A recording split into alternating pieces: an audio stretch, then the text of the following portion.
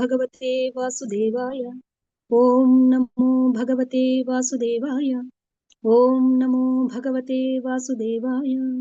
నారాయణం నమస్కృత్య నరం చైవ నరోత్తమం దేవీం సరస్వతిం వ్యాసం తతో జయం ఉదీరయేత్. నష్టప్రాయేషు భద్రేషు నిత్యం భాగవత సేవయా భగవతే ఉత్తమ శ్లోకే భక్తిర్భవతి నైష్టికి.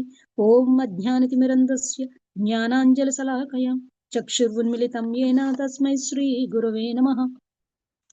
శ్రీచైతన్యమనోభీష్టం స్థాపితం येन భూతలే స్వయం రూపః కదా మహ్యం దదతి స్వాపదాంతికం. వందేహం శ్రీగురో శ్రీయుతపదకమలం శ్రీగురున్ వైష్ణవాంశ్చ శ్రీరూపం సాగ్రజాతం సహగణ రఘునాథాన్వితం తం సజీవం సాద్వైతం సావధూతం పరిజన సహితం కృష్ణ చైతన్య దేవం శ్రీరాధా కృష్ణ పాదాన్ సహగణ లలితాన్ శ్రీ విశాఖాన్వితంశ్చ. హే కృష్ణ కరుణా సింధో దీనబంధో జగత్పతే గోపేశ గోపికా కాంత రాధా కాంత నమోస్తుతే. తప్త కాంచన గౌరాంగి రాధే వృందావనేశ్వరి వృషభానుసుతే దేవి ప్రణమామి హరిప్రియే. వాంఛాకల్పతరుభ్యశ్చ కృపా సింధుభ్య ఏవ చ పతితానాం పావనేభ్యో వైష్ణవేభ్యో నమో నమః. జయ శ్రీ కృష్ణ చైతన్య ప్రభు నిత్యానంద శ్రీ అద్వైత గదాధర శ్రీవాసాద గౌరభక్త వృంద.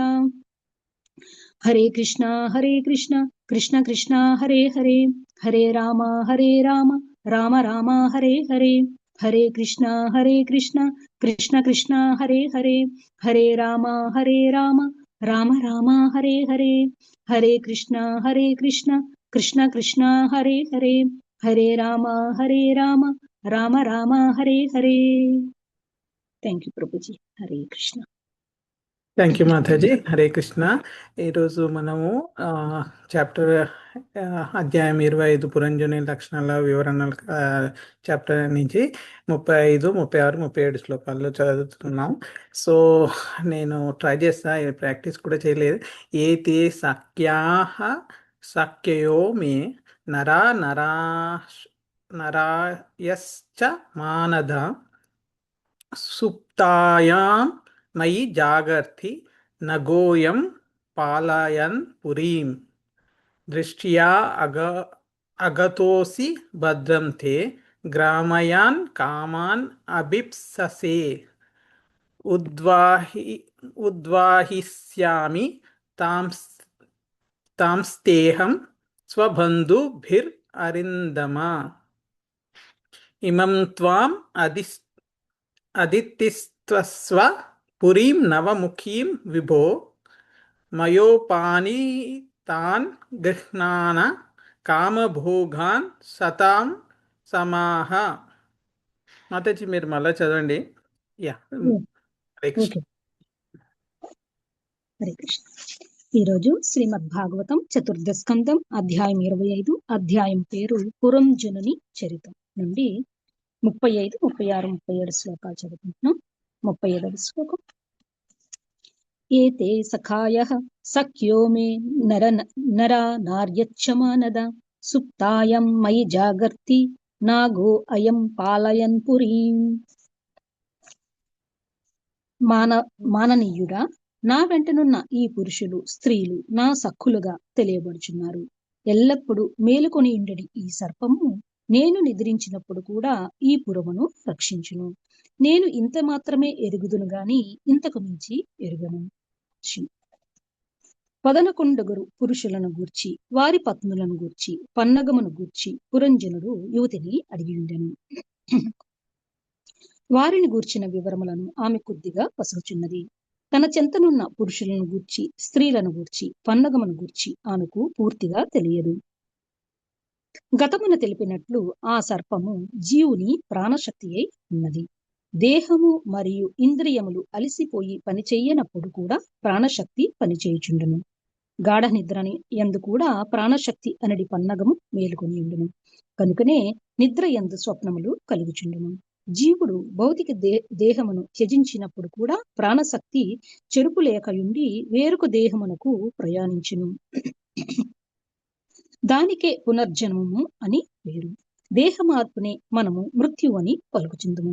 నిజమునకు మృత్యు అనున్నది లేదు. ప్రాణశక్తి ఆత్మతో పాటుగా ఎల్లప్పుడూ నిలిచియుండును. నామమాత్ర నిద్ర నుండి ఆత్మ మేల్కొంచినంతనే తన పదనొకుండుగురు మిత్రులను అనగా నానావిధ కోరికలతో పాటుగా ఉన్న ఇంద్రియమనములను గాంచగలదు. కనుక ప్రాణశక్తి అనున్నది ఎల్లప్పుడూ నిలిచిండును. మనము నిద్రించు సమయమున కూడా దేహమునందు ప్రసరించు వాయువును భక్షించుచు పన్నగము జీవించి ఉన్నదని శ్వాసక్రియ ద్వారా తెలుసుకునవచ్చును. దేహమునందులి వాయువు శ్వాస రూపమున ప్రదర్శితమగును. శ్వాస ఉన్నంత వరకు మనిషి జీవించి ఉన్నాడని మనము ఎరగవచ్చును. స్థూల దేహం నిద్రించి ఉన్నప్పుడు ప్రాణశక్తి సచేతనముగా ఉండి దేహమును రక్షించును. ఈ విధముగా పన్నగము సజీవముగా ఉండి దేహ పోషణార్థము వాయుభక్షణము చేయుచున్నట్లుగా వర్ణితమైనది. 36వ శ్లోకం.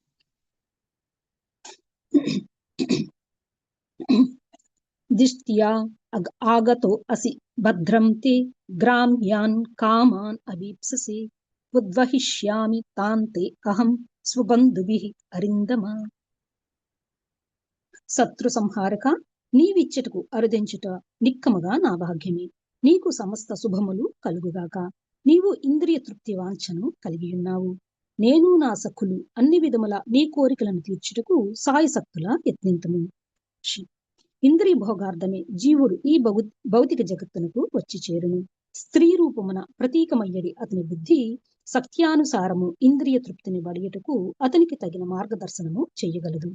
కాని నిజమునకు బుద్ధి అనునది పరమాత్మను నుండి అనగా దేవదేవుని నుండియే కలగగలదు. ఈ భౌతిక జగత్తునకు వచ్చినట్టు జీవునకు ఆ దేవదేవుడే సంపూర్ణమైన సౌకర్యంను వసుగువాడై ఉన్నాడు.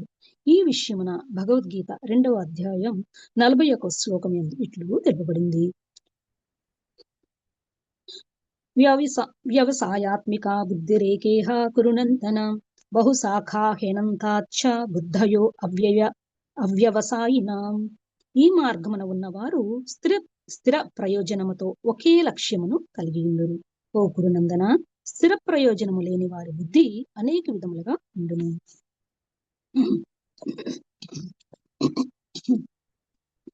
భక్తుడు ఆధ్యాత్మిక అనుభూతి యందు పురోగమించినప్పుడు భగవత్ సేవయే అతని ఏకైక లక్ష్యముగా ఉండును. ఇతరమగు ఎట్టి భౌతిక ఆధ్యాత్మిక కర్మలను అతడు పట్టించుకొనడు. పురంజనుడు సామాన్య జీవునికి ప్రాతినిధ్యము వహించగా ఆ యువతి సామాన్య జీవున బుద్ధికి ప్రతీకయై ఉన్నది. వారు జత కూడినప్పుడు జీవుడు ఇంద్రియ తృప్తి యందు నెలకొనగా అతని భోగార్థము బుద్ధి సమస్త సదుపాయములను ఏర్పరచును. ఆ విధముగా జీవుడు మానవ జన్మలో ప్రవేశించినంతనే కుటుంబము, దేశము, ఆచారముల వంటి వానిచే బంధితుడు అగును. ఇవన్నీయును భగవన్మాయచే కలుగజేయబడును. అంతటా దేహాత్మ భావనలో జీవుడు ఇంద్రియ తృప్తికై తన సత్యానుసారము బుద్ధిని ఉపయోగించును.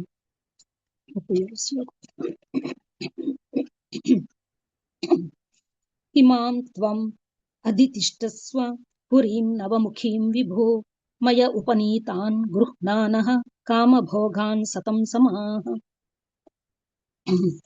స్వామి, అన్ని రకములకు ఇంద్రియ భోగమును అనుభవించే రీతిగా నీ కొరకై ఈ నవద్వారపురమును ఏర్పాటు చేసి తిని నీవిచ్చట 100 సంవత్సరములు వసింపవచ్చును. నీ ఇంద్రియ భోగార్థము సమస్తమును వసగెదను.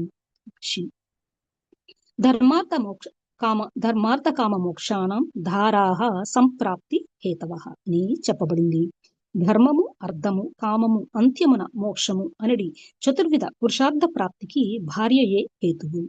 పురుషుడు భార్యను పొందుచున్నాడు అనచో ముక్తిపథమున సహాయమును బడియనున్నాడని అర్థం.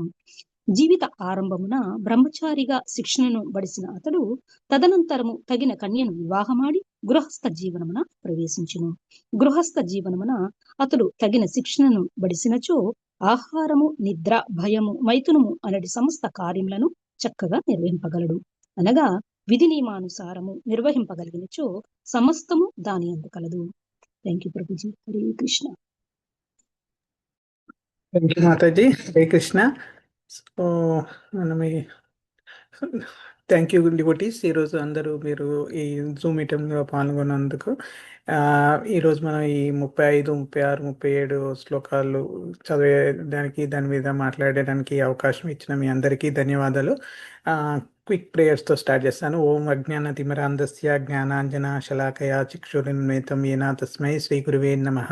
శ్రీ చైతన్య మనోభీష్టం స్థాపితం ఏన భూతలే స్వయం రూప కదా మహ్యం దదాతి స్ఫుటాంతికం. నమో ఓం విష్ణుపాదాయ కృష్ణపృష్ఠాయ భూతలే శ్రీమతే భక్తివేదాంత స్వామినితి నామినే. నమస్తే సరస్వతీ దేవే గౌరవాణి ప్రచారిణే నిర్విశేషే శూన్యవాది పాశ్చాత్య దేశతారిణే. శ్రీకృష్ణాయ వాసుదేవాయ దేవకి నందనాయ చ నందగోపకుమారాయ గోవిందాయ నమో నమః. హరే శ్రీ చైతన్య శ్రీ జై శ్రీకృష్ణ చైతన్య ప్రభు నిత్యానంద శ్రీ అద్వైత గదాధర శ్రీవాసాది గౌర భక్త బృంద. హరే కృష్ణ కృష్ణ కృష్ణ హరే హరే హరే రామ రామ రామ హరే హరే.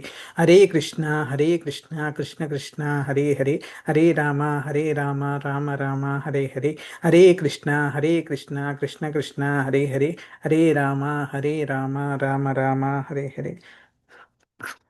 సో ఈరోజు మనము శ్రీమద్ భాగవతంలోని 4వ స్కందము 4వ వర్ణ సృష్టిలో 25వ అధ్యాయము పురంజని స్టోరీలో మనం 35 నుంచి 37 శ్లోకాలు పరిశీలిస్తున్నాం. సో దీంట్లో కాంటెక్స్ట్ మనకు తెలుసు. మనం 1 నుంచి 8 ప్రాచీన బరిదే ప్రాచీన ప్రాచీన పరీక్షిత్ మహారాజ్ దగ్గరికి నారదుడు వస్తాడు కరుణ చూపించడానికి. అప్పుడు రాజు కర్మకాండ యొక్క మోహాన్ని నారదుడు గమనించి యజ్ఞాల పేరుతో జరుగుతున్న హింసను, కర్మబంధనము, అజ్ఞానం గురించి రాజును మేలుకొల్పాలని అనుకుంటాడు. సో అతనికి నిజమైన ధర్మం అంటే ఆత్మజ్ఞానం మరియు భగవద్భక్తి అని చెప్పడానికి ఒక పురంజనుని స్టోరీ, అలగారికల్ స్టోరీ, అలంకారిక కథ. అంటే డైరెక్ట్గా చెప్పకుండా ఇండైరెక్ట్గా చెప్తాడు అన్నట్టు. సో రాజు మనస్సును నేరుగా విమర్శించకుండా ఈ కథ ద్వారా బోధించడానికి నారదుడు నిర్ణయిస్తాడు. సో పురంజుడు అనే రాజు కథ చెప్పడం మొదలు పెడతాడు. అది సెకండ్ సెక్షన్లో మనం చూసాము. తర్వాత థర్డ్ సెక్షన్లో ఇప్పుడు ఒక అందమైన యువతి పురంజనుడికి ఎదురవుతుంది. ఆమె అతనికి రాణి అవుతుంది. ఆ సెక్షన్లో ఆ యువతి గురించి వర్ణించడం, అద్భుత సౌందర్యం కలిగిన యువతి అని. సో ఆమెతో మాట్లాడి మమత పెంచుకొని ఆమెని తన రాణిగా స్వీకరిస్తాడు. లైక్ ఆ స్త్రీ ఎవరు కాదు, బుద్ధి, మనస్సుకి మన ప్రతీక. సో ఆ సెక్షన్లో మనం ఇప్పుడు 3 శ్లోకాలు చదువుతాం. తర్వాత సెక్షన్లో ఈ గేట్స్ అంటే నగరంలో గేట్లు మరియు నివాసులు ఏంటి, ఆ 9 గేట్స్ ఏంటి, ఇంకా లాస్ట్ సెక్షన్లో పురంజనుడు తన భార్య చేత ఎట్లా పడతాడు, మోహితుడవుతాడు. సో అది ఉంటుంది అన్నట్టు. సో ఇప్పుడు మన సెక్షన్ 3వ సెక్షన్లో 25 నుంచి 44 శ్లోకాల వరకు ఈ వర్ణన జరుగుతుంది అన్నట్టు. ఎలా పురంజనుడి రాణి అవుతుంది పురంజని. ఆ సెక్షన్లో మనం 35వ శ్లోకాల్లో చాలా రెస్పెక్టబుల్గా పురంజనుడితో మాట్లాడుతుంది. లైక్ ఇక్కడ నువ్వు చూస్తున్న ఈ మెన్ అండ్ ఉమెన్ అంటే పురుషులు, స్త్రీలు, వీరంతా నా మిత్రులే. దానికి ఎగ్జాంపుల్ చెప్తాడు. నేను నిద్రిస్తున్నప్పుడు నా ప్రాణశక్తి అంటే ఈ పాము మేల్కొని ఉండి ఈ నగరాన్ని అంటే ఈ శరీరాన్ని కాపాడుతుంది. నాకు ఇంతవరకే తెలుసు, దీనిపైన నాకు జ్ఞానం లేదు అని క్లియర్గా ఆ యువతి చెప్తుంది అన్నట్టు. సో అది దాని ట్రాన్స్లేషన్ ఒకటి. సో దాంట్లో శ్రీల ప్రభుపాద పరపూట్ల ఎలా వివరించాడు, దాన్ని మనం ఏ విధంగా అర్థం చేసుకోవాలి, ఇక్కడ పాము అంటే ఏంటి, ప్రాణశక్తి. సో శరీరం అలసిపోయి నిద్రపోయినప్పటికీ, ఇంద్రియాలు పని చేయకుండా రెస్ట్ తీసుకుంటున్నప్పటికీ, మనసు కూడా విశ్రాంతిలో ఉన్నప్పటికీ కూడా ఈ ప్రాణశక్తి మనని ఎప్పుడు మేల్కొండి మనని కాపాడుతుంది. ఇప్పుడు సడన్గా ఏదన్నా ఉన్నా మనకు సౌండ్ వినబడుతుంది. సో ఆల్వేస్ మనకు ఆ సౌండ్ అబ్జర్వింగ్ సెన్స్ ఆర్గన్ ఎప్పుడు పనిచేస్తుంటుంది. సో మనం కళ్ళు తెరిచి చూడకపోయి ఉండొచ్చు, కానీ ఆ సౌండ్ మనకు తెలుస్తుంది. సో ఫస్ట్ రిసెప్షన్ ఎక్కువ సౌండ్కి ఉంటుంది, చెవుల ద్వారా. సో ఈ ప్రాణశక్తి మాత్రం ఎప్పుడు మేల్కుంటుంది అని అర్థమైంది. సో మనం అది ప్రాణశక్తి అని ఎందుకన్నాం, అది అంటే మనకు నిద్రలో ఏమి యాక్టివిటీస్ కంటిన్యూ అవుతాయి, మనం శ్వాస తీసుకుంటూ ఉంటాం. హార్ట్ బీట్ అవుతూనే ఉంటుంది, మన బాడీ టెంపరేచర్ మెయింటైన్ అవుతుంటుంది, ఈవెన్ డ్రీమ్స్ కానీ కలలు కానీ వస్తూ ఉంటాయి. సో కాబట్టి ఇదంతా ప్రాణవాయు, వైటల్ ఎయిర్ పని చేస్తున్నందువల్లనే. మనం ఒకసారి బ్రీతింగ్ స్టాప్ చేస్తే అది ఆగిపోతుంది, మన ప్రాణశక్తి పనిచేయదు. అందుకని ఆ, మనం ఈ విధంగా అనుకోవాలన్నట్టు. అంటే గాలి తిని బతుకుతుంది ఈ వైటల్ ప్రాణశక్తి అని మనం తెలుసుకోవాలి. ప్రాణశక్తి అంటే ప్రాణవాయువు, ప్రాణవాయువు అంటే ఆక్సిజన్. సో దాని మీద ఆధారపడి ఉంటుంది. శ్వాస ఎంతవరకు తీసుకుంటారో ఆ శరీరం, ఆ జీవం ఉందన్నట్టు. శ్వాస ఆగిపోతే అది శరీరం లైక్ డెడ్ బాడీ, మృతదేహం అయిపోతుంది. సో ఇక్కడ ప్రాణశక్తిని పాముగా పోల్చారు ఈ అలగారికల్ స్టోరీలో నారద ముని. సో మనము అది చాలా సైలెంట్గా ఉంటుంది, నిశ్శబ్దంగా ఉంటుంది. అది శరీరం అంతా చుట్టూ తిరుగుతున్నట్టు ప్రాణవాయువు కూడా శరీరం అంతా ఆ, సంచరిస్తూ ఉంటుంది. అది ఆల్వేస్ శరీరాన్ని ప్రొటెక్ట్ చేస్తుంటుంది, అలర్ట్గా ఉంచుతుంది. నేను చెప్పాను కదా, ఏదైనా సౌండ్ వస్తే ఇమీడియట్గా లేస్తాం. అది నిద్రలో కూడా లైక్ మనకు ఫస్ట్ పనిచేసే సెన్స్ ఆర్గన్ వచ్చేసి సౌండ్. సో ఇక్కడ వాళ్ళ మిత్రులు మరియు వారి భార్యలు, సో ఇంద్రియాలు, మరియు కోరికలు. సో ఎలా మనం లాస్ట్ సెక్షన్లో కూడా మాట్లాడుకున్నాం, 10 ఇంద్రియాలు, సో ప్లస్ మనసు, మొత్తం 11 మెన్, పురుషులు. ఆ ఇప్పుడు చూపు, వినికిడి, వాసన, రుచి, స్పర్శ, ఇవేమో 5 జ్ఞానేంద్రియాలు. కర్మేంద్రియాలు ఏంటి? చేతులు, కాళ్ళు, స్పీచ్, వాక్కు, మళ్ళా రిప్రొడక్టివ్, ఎక్స్క్రీటరీ ఆర్గన్స్ అవి. సో అవి 5, ఇవి 5 అండ్ మనసు, మొత్తం 11. ఇవి మెన్ అన్నట్టు. సో వారి భార్యలు అంటే ఇంద్రియాల కోరికలు, వాంఛలు, ఏదైనా అవన్నీ. సో మన జీవాత్మ ఈ శరీరంలో ఉంటే, ఈ నగరంలో ఉంటే, ఈ 9 గేట్స్ ఉన్న నగరంలో ఉంటే, మనం ఇంకా ముందు శ్లోకాలలో కూడా చూస్తాం 9 గేట్స్ గురించి, లాస్ట్ శ్లోకాలలో చూస్తాం. సో బట్ ఈ జీవాత్మ శరీరంలో ఉన్నంత వరకే మన ఇంద్రియాలు పనిచేస్తాయి, కోరికలు ఉత్పన్నం అవుతాయి, స్టార్ట్ అవుతాయి. సో దాన్ని చెప్పినట్టే మనసు విని అనుసరిస్తుంది, వాటిని అనుసరిస్తుంది మన మనసు. సో ఇది అంతా మనకు క్లారిటీ ఉండదు చాలా మటుకు, ఇది ఇట్లా అవుతుంది అని. ఈ ఈ ఈ స్టోరీ ద్వారా నారదుడు ఇది తెలుసుకునే ప్రయత్నం చేయాలి రాజు అనే విధంగా ఈ స్టోరీ చెప్తున్నాడు. ఈ స్టోరీ మన స్టోరీ కాబట్టి మనం కూడా ఇది క్లియర్గా అర్థం చేసుకుంటే హోప్ఫుల్లీ ఈ పురంజనోపాఖ్యానం ఈ స్టోరీ కంప్లీట్ అయిపోయినాక ఒకసారి సమ్మరీగా చెప్పుకుంటే కూడా బాగుంటుందని అనిపించింది. సో చూద్దాం. అందుకే ఆమె క్లారిటీగా చెప్తుంది ఆ స్త్రీ పురంజని, నాకు తెలిసింది ఇంతే, దీనిపైన నాకు జ్ఞానం లేదు, నాకు ఇంతకంటే ఏమీ తెలియదు. అజ్ఞానంలో ఉన్న బుద్ధి, ఇది చాలా ముఖ్యమైన మనం పాయింట్, మనం టేక్ అవే. బుద్ధి అంటే ఆ స్త్రీ అన్నట్టే. ఇది శరీర నిర్మాణము, ఇంద్రియాల స్వభావం, ప్రాణశక్తి యొక్క అసలు మూలము, జీవాత్మ యొక్క శాశ్వత స్వరూపము, ఇవన్నీ అర్థం కావు బుద్ధికి. సో మాయలో ఉన్న జీవాత్మ యొక్క స్థితి మనకు ఈ ఆమె చెప్తున్న మాటలు బట్టి మనం అర్థం చేసుకోవచ్చు. నా జీవాత్మ మాయలో ఉంది కాబట్టి అంతకన్నా ఎక్కువ ఆమెకు నాలెడ్జ్ లేదు. సో మనం ఆల్రెడీ భగవద్గీతలో 2nd చాప్టర్ చూస్తే మరణం లేదు, శరీరం మార్పు మాత్రమే. సో ప్రాణశక్తి శరీరాన్ని విడిచినా అది ఇంకో శరీరానికి వెళ్ళిపోతుంది. కాబట్టి మరణం అనేది శరీర మార్పు, it is only body change. కానీ ఈ జీవాత్మ ప్రాణశక్తి ఎప్పుడు నశించవు. సో ఇది మనం ఈ శ్లోకంలో అర్థం చేసుకోవాలనే ముఖ్య సారాంశం. సో మన శరీరం అంటే ఈ నగరం అంటే మన శరీరము, ఇంద్రియాలే మిత్రులు, కోరికలు వారి భార్యలు, ప్రాణశక్తి పాము, జీవాత్మ పురంజనుడు ఈ స్టోరీ. సో మనం ఎసెన్స్ ఏంటంటే, మనము శరీరం నిద్రపోయినా ప్రాణశక్తి అనే పాము మేల్కొని శరీరాన్ని ఎలా కాపాడుతుందో, ఇంద్రియాలు, కోరికలు, జీవాత్మలు మిత్రులుగా కనిపిస్తారు. కానీ జీవాత్మ ఆ వ్యవస్థపై పూర్తి అవగాహన ఉండదు, తెలియదు, ఇది ఎలా వర్క్ చేస్తున్నాయి అని తెలియదు. అదే మాయ.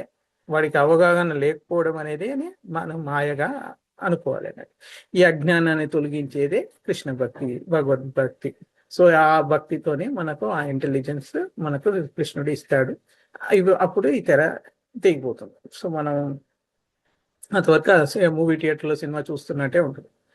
సో ఆ ఎండ్ అయిపోయినప్పుడే తెలుస్తుంది. సో నెక్స్ట్ శ్లోకాల్లో 36 శ్లోకాల్లో సో అక్కడ ఓ కిల్లర్ ఆఫ్ ఎనిమీ అని స్టార్ట్ చేస్తారు. ఆ, నువ్వు ఇక్కడికి వచ్చినందుకు నాకు ఎంతో ఆనందం, నీకు శుభం కలగాలి, నువ్వు ఇంద్రియ సుఖాలు కోరుకుంటున్నావు, నేను నా సహచరులతో కలిసి నీ కోరికలు అనేటివి తీర్చడానికి సిద్ధంగా ఉన్నాను. ఇక్కడ ఆ, పురంజనుడికి చెప్తుంది, I'm ready to satisfy your ఇంద్రియాలు, నీ కామ కోరికలు, భోగవాంఛలు, వాట్ ఎవర్ ఏదున్నా నేను అన్ని ఇంద్రియ సుఖాలకు నేను చూసుకుంటాను, నేను తీర్చేస్తాను అని నా ఫ్రెండ్స్ తోని కలిపి అన్ని తీర్చేస్తాను అని, తీర్చడానికి సిద్ధంగా ఉన్నానని చెప్తుంది అన్నట్టు. నువ్వు వచ్చినందుకు చాలా ఆనందంగా ఉందని. సో ఇక్కడ శ్రీల ప్రభుపాద్ కూడా ఒక భగవద్గీత శ్లోకనే పూర్తి చేస్తాడు. వ్యవసాయాత్మక బుద్ధిర్ ఏకే కురునందన బహుశాఖాయనంతశ్చ బుద్ధాయ వ్యవసాయిన. సో ఎవరైతే స్థిరంగా ఈ స్పిరిచువల్ పాత్లో ఉంటారో వాళ్ళ ఏం ఒకటే ఉంటది, మనము కృష్ణుని చేరుకోవాలని. అలాంటి వాళ్ళకి నేను ఇంటెలిజెన్స్, ఆ బుద్ధి ఆయన దగ్గరకు వచ్చేది, intelligence of those who are irresolute in many branch. ఇలాంటి సిచ్యువేషన్లో ఉన్న వాళ్ళకి నేను ఆ పర్మనెంట్ రిక్వైర్డ్ ఇంటెలిజెన్స్ ఇస్తాను, ఆ వ్యవసాయకాత్మ బుద్ధి నేను ఇస్తాను అని కృష్ణుడు భగవద్గీతలో చెప్తాడు. సో మనం స్పిరిచువల్ రియలైజేషన్ మనం అడ్వాన్స్ అవుతా ఉంటుంటే డివోటీ ఒకటే సోల్ ఎయిమ్గా మనం పెట్టుకొని మనం వెళ్తూ ఉంటే ఆయన ప్రొవైడ్ చేస్తాడు ఆ స్పిరిచువల్ నాలెడ్జ్, ఆ స్పిరిచువల్ యాక్టివిటీ. సో అని కృష్ణుడు చెప్తాడు. సో ఇక్కడ మన ఈ పురంజనోపాఖ్యానంలో ఒక ఇంపార్టెంట్ టర్నింగ్ పాయింట్ ఏంటంటే, ఇది మన జీవాత్మ కథ కాబట్టి ఇక్కడ బుద్ధి అనేది ఆ స్త్రీ అని, ఆమె స్నేహితులు, ఇంద్రియాలు, వాటి సహాయకులు అని చూస్తున్నాం. ఇక్కడ ఏంటంటే ఏమని చెప్తున్నా అంటే, జీవాత్మ భౌతిక లోకంలో ప్రవేశం ఎలా స్టార్ట్ అయింది, ఎలా వచ్చింది అంటే ఈ పురంజనుడు ఆ పురంజనితో కలిసిపోవడం, అంటే ఆ శరీరంలో ఎంటర్ కావడం. ఆ బుద్ధి హెల్ప్ చేస్తుంది, బుద్ధి ఏం చెప్తుంది ఆ శరీరంలో వెళ్ళడానికి ముందు. సో అక్కడ మనం అర్థం చేసుకోవాల్సింది ఏంటి, ఫస్ట్ నువ్వు ఇక్కడికి వచ్చినందుకు నాకు ఆనందం అని చెప్తుంది. సో మనం శ్రీల ప్రభుపాద ఏం చెప్తున్నాడు, అతని సొంత కోరికల వల్లనే ఈ పురంజనుడు ఆమెని యాక్సెప్ట్ చేశాడు. సో ఆయన కోరిక ఏంటి, ఇంద్రియ సుఖం. ఆ కోరికను ఇంద్రియ సుఖాలు అనుభవించాలనే వాంఛ వల్లనే, ఆ కోరిక వల్లనే ఈ జీవాత్మ ఈ శరీరాన్ని స్వీకరిస్తాడు. ఈ శరీరాన్ని స్వీకరించడం ఆ జీవాత్మ ఎందుకు జరుగుతుందంటే ఇంద్రియ సుఖాలు అనుభవించాలనే వాంఛ ఉండడం వల్లనే జరుగుతుంది అనేది మనం అర్థం చేసుకోవాల్సిన పాయింట్ అన్నట్టు. తర్వాత ఇంకా ఏమంటున్నాడు, ఈ శ్లోకాల ఇంద్రియ సుఖాల పట్ల ఆకర్షణ ఎలా ఉంది, ఈ జీవాత్మ ఈ లోకానికి రావడం యొక్క ప్రధాన కోరిక ఏంటి, ఇంద్రియ సంతృప్తి పరచాలనే కోరిక. కానీ ఆబ్వియస్గా ఇది టెంపరీ అనేది తెలియదు ఆ టైం. సో బుద్ధి జీవాత్మకు సహకరిస్తుంది. ఇక్కడ శ్లోకాల్లో చెప్తాను అన్నట్టు, ఉద్వేషిష్యామి తాంస్తే అహం, బుద్ధి జీవాత్మకు సహకరిస్తుంది. సో మనం జీవాత్మ ఈ శరీరంలో వచ్చిన వెంటనే ఆ స్త్రీ, ఆ బుద్ధి అతని ఏం చెప్తుంది, నీ కోరికల్ని అన్నిటినీ నేను నెరవేర్చడానికి సాయం చేస్తాను. ఎలా సాయం చేస్తాను అనేది మనం ఒక స్టోరీలో చూద్దాము. బట్ మనం అర్థం చేసుకోవాల్సింది ఏంటంటే, బుద్ధి, మనసు, ఇంద్రియాలు ఇవన్నీ జీవాత్మ యొక్క భోగవాంఛను నెరవేర్చడానికే పనిచేస్తాయి.